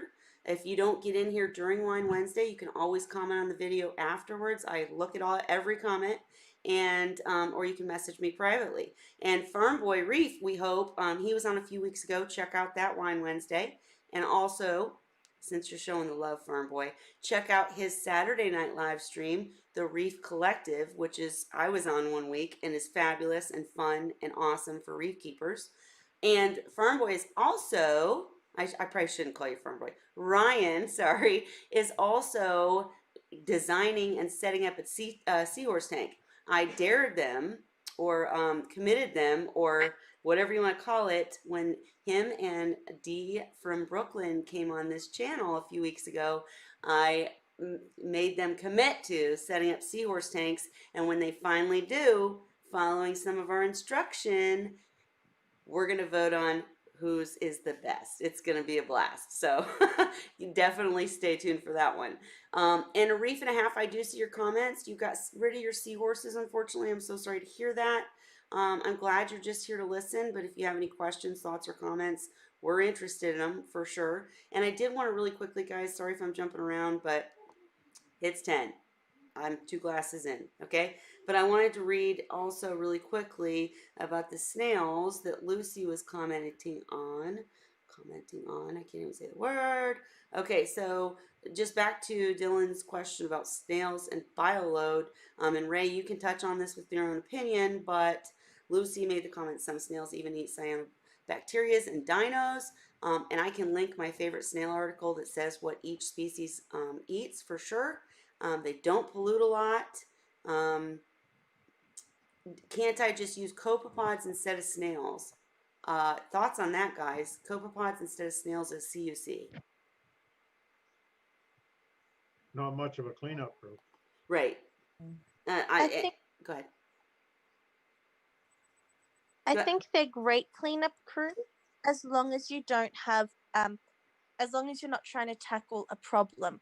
But they absolutely they spend all day grazing on algae. Just they're very little, so of course they're going to eat very little amounts unless you have a lot. Absolutely. And I'm sorry, I'm trying to jump back and forth, you guys. I'm sorry. Did anybody else have a snail comment? Sorry. I love my snails. I think. Go ahead, Salty. I tend to agree with that. The snails are a slow cleanup crew. It's a slow fix to whatever problem you have. Well, I'm curious, Holly, do you add snails to deal with a problem or originally for cleanup crew? Well, I have snails for a cleanup crew, and honestly, when I started with the cleanup crew, Mm-hmm. and then I added a couple of fish. I have a mandarin dragonet and a goby, and I had copepods in the tank before I had the mandarin goby. I did it step by step, so I had a big population of copepods. I've never had to add them since. Wow. But yeah, snails are just part of the tank to me, and they reproduce. I never have to buy them. now. I It's didn't there. I didn't give you much of a chance to talk tonight, and I Are didn't you even talking about a realize. mandarin goby or are you talking about a mandarin fish? So I have a mandarin dragonet. Some people call them a mandarin goby, but they're actually a dragonet. So a mandarin Correct. dragonet, and then I have an orange spotted goby Okay. And and a peppermint shrimp. I didn't give you much chance to talk tonight, Holly. What are your thoughts about how has that tank mate situation gone for you? It's gone great. I've never had any problems with it. I didn't quarantine anything. I just started with the tank. And I started with, like I said, the first thing I did was the cleanup crew. Mhm. And then I went to the fish. And I took a How lot of time between adding things. Yeah, we're talking, I probably had the tank set up for a year before I added seahorses to it. What were you gonna say, Salty? I was gonna say, how old is the setup? Ah, About 3 years now. yeah. And I wanted to just read off a few of our recommendations of tank mates before we do cut it tonight. But Lucy also mentioned sea hares, and I'm frankly with Holly. I agree with Marina also. I don't add snails. Well, actually, that's not true. I do sometimes.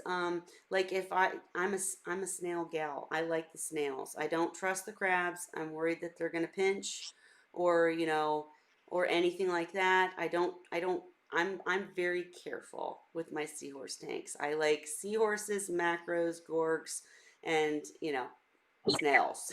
So, and I can find a snail that'll eat specific algae, as Lucy was pointing out in the comment section. And so what I do is I started off with a cleanup crew of snails.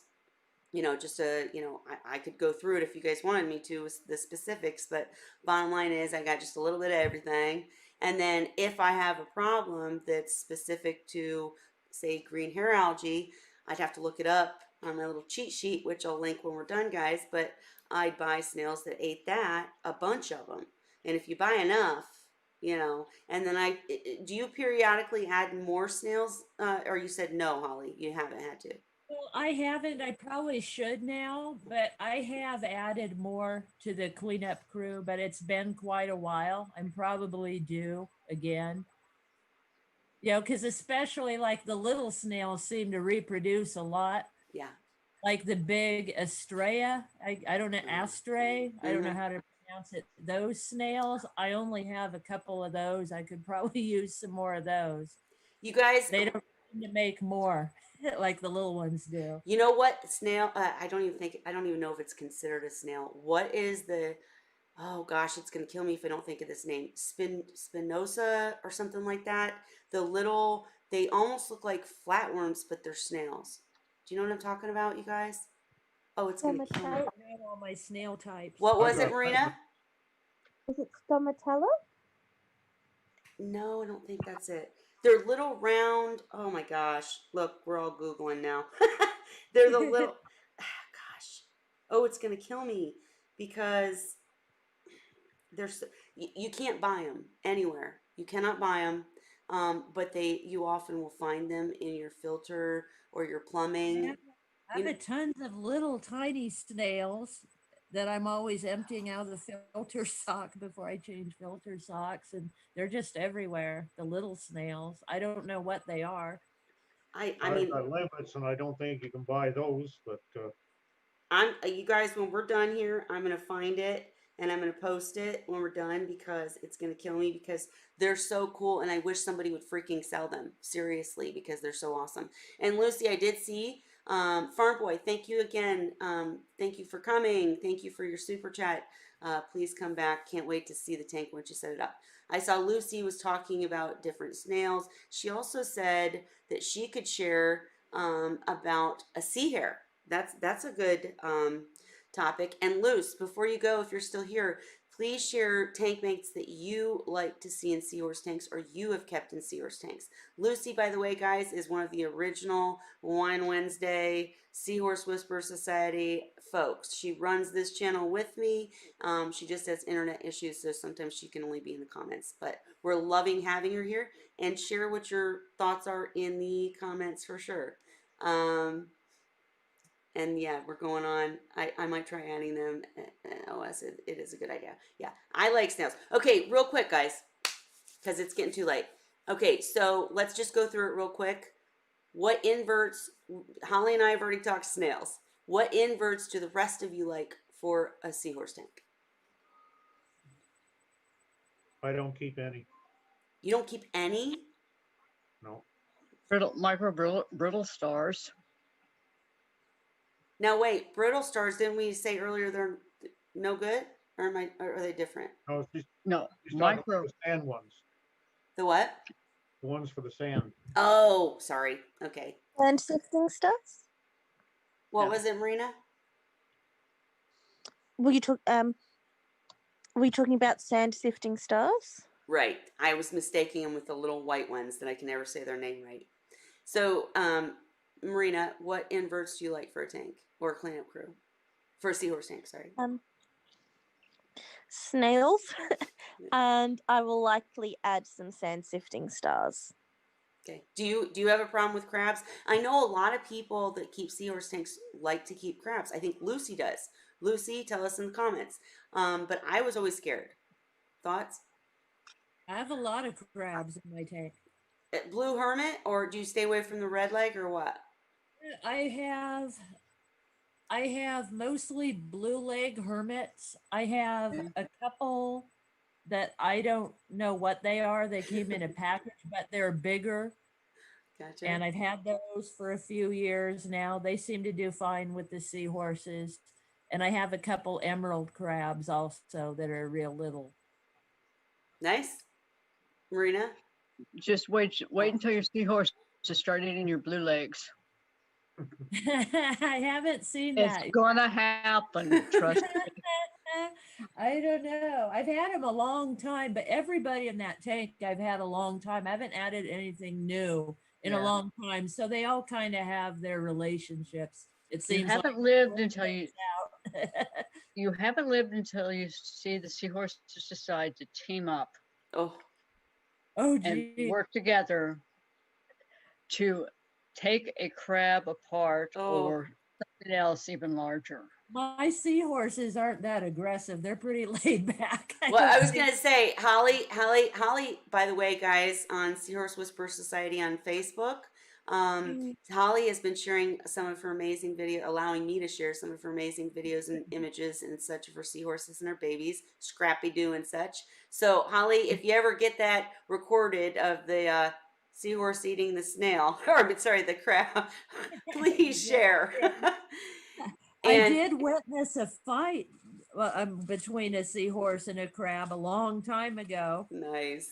but they worked it out. They're both still in the tank and they're fine. So Nice. it was Okay, when my You haven't lived until you've seen a group just go into feeding frenzy and wipe out something twice as large as they are because they're all working together. And they're captive bred. Yeah. So cool. It's quite remarkable to watch. I'll have to dig up some of the old videos on that.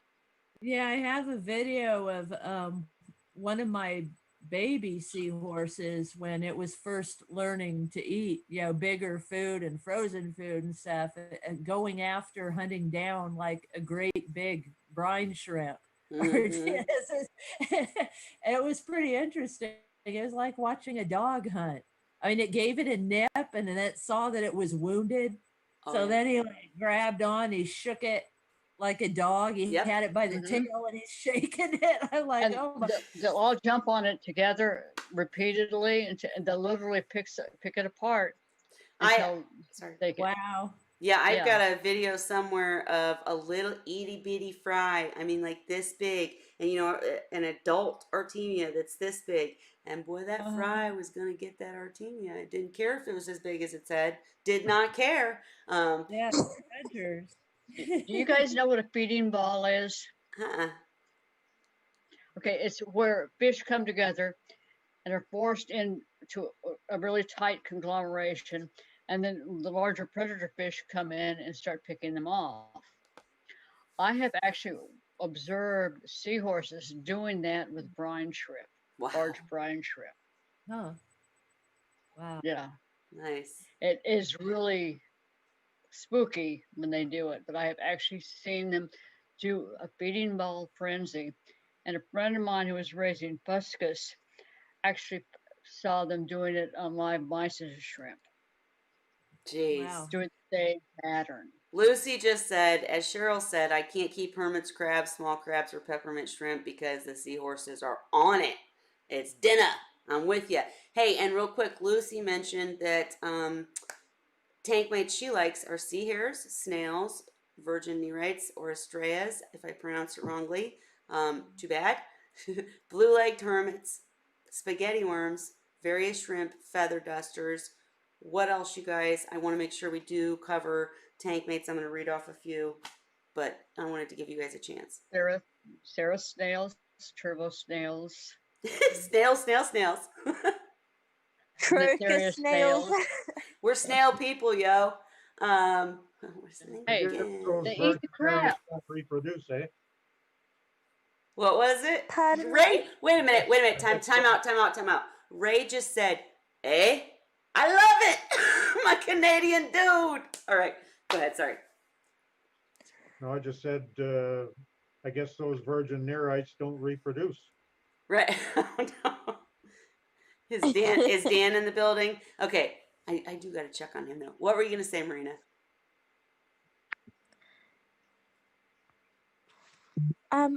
I wasn't saying anything. Oh, I'm calling you out for nothing then. All right, so Guys, I think it's time for all of us to go to bed. I know, right? It's been a really long one Wednesday, guys. Dylan, I see your request for topic, and guys message me because I do forget. But I will pay attention to that one and Cheryl's. And okay, really quick, and then we're gonna call it a night for darn sure. Thank you, Ray, for hanging with us this whole time. Thank you all for hanging with us this whole time. Really quick, we covered, temperature matters, as far as, tank mates that can handle the temperature, non-aggressive, non-fast moving. We covered most of that. Just really quickly, blennies, gobies, check the seahorse.org list. We talked about tank mates. Anything else that we missed? Hey, out the Nesaria snails. Hell, seriously. Yes. Cheers to that. But and Holly covered what's in her tank. Marina covered what's in hers, and we there's already a fantastic list on seahorse.org, but we can always help you if you have specific questions. Just hit us up after the show. But I am gonna call it for the night, guys. This is all the wine I got left. So we had a great wine Wednesday though. So any last comments or thoughts? Salty, Salty, have you been doing okay? Everything good with you? Salty. Hello. Okay, he's apparently left me. All right. Well, I really did want to give him a chance to shout out, but we'll make sure he does get a chance next week. And thanks so much for coming, Salty. And there's different strokes for different folks. So when you do attach the seahorse tank to the reef, I want to see how it goes, and I'm with you 100% of the way. Good night, Dylan's. Okay, everybody say good night. I'm calling it before I start rambling again. Night. Good night. Good night. Happy Wine Wednesday, everyone. Cheers. Cheers.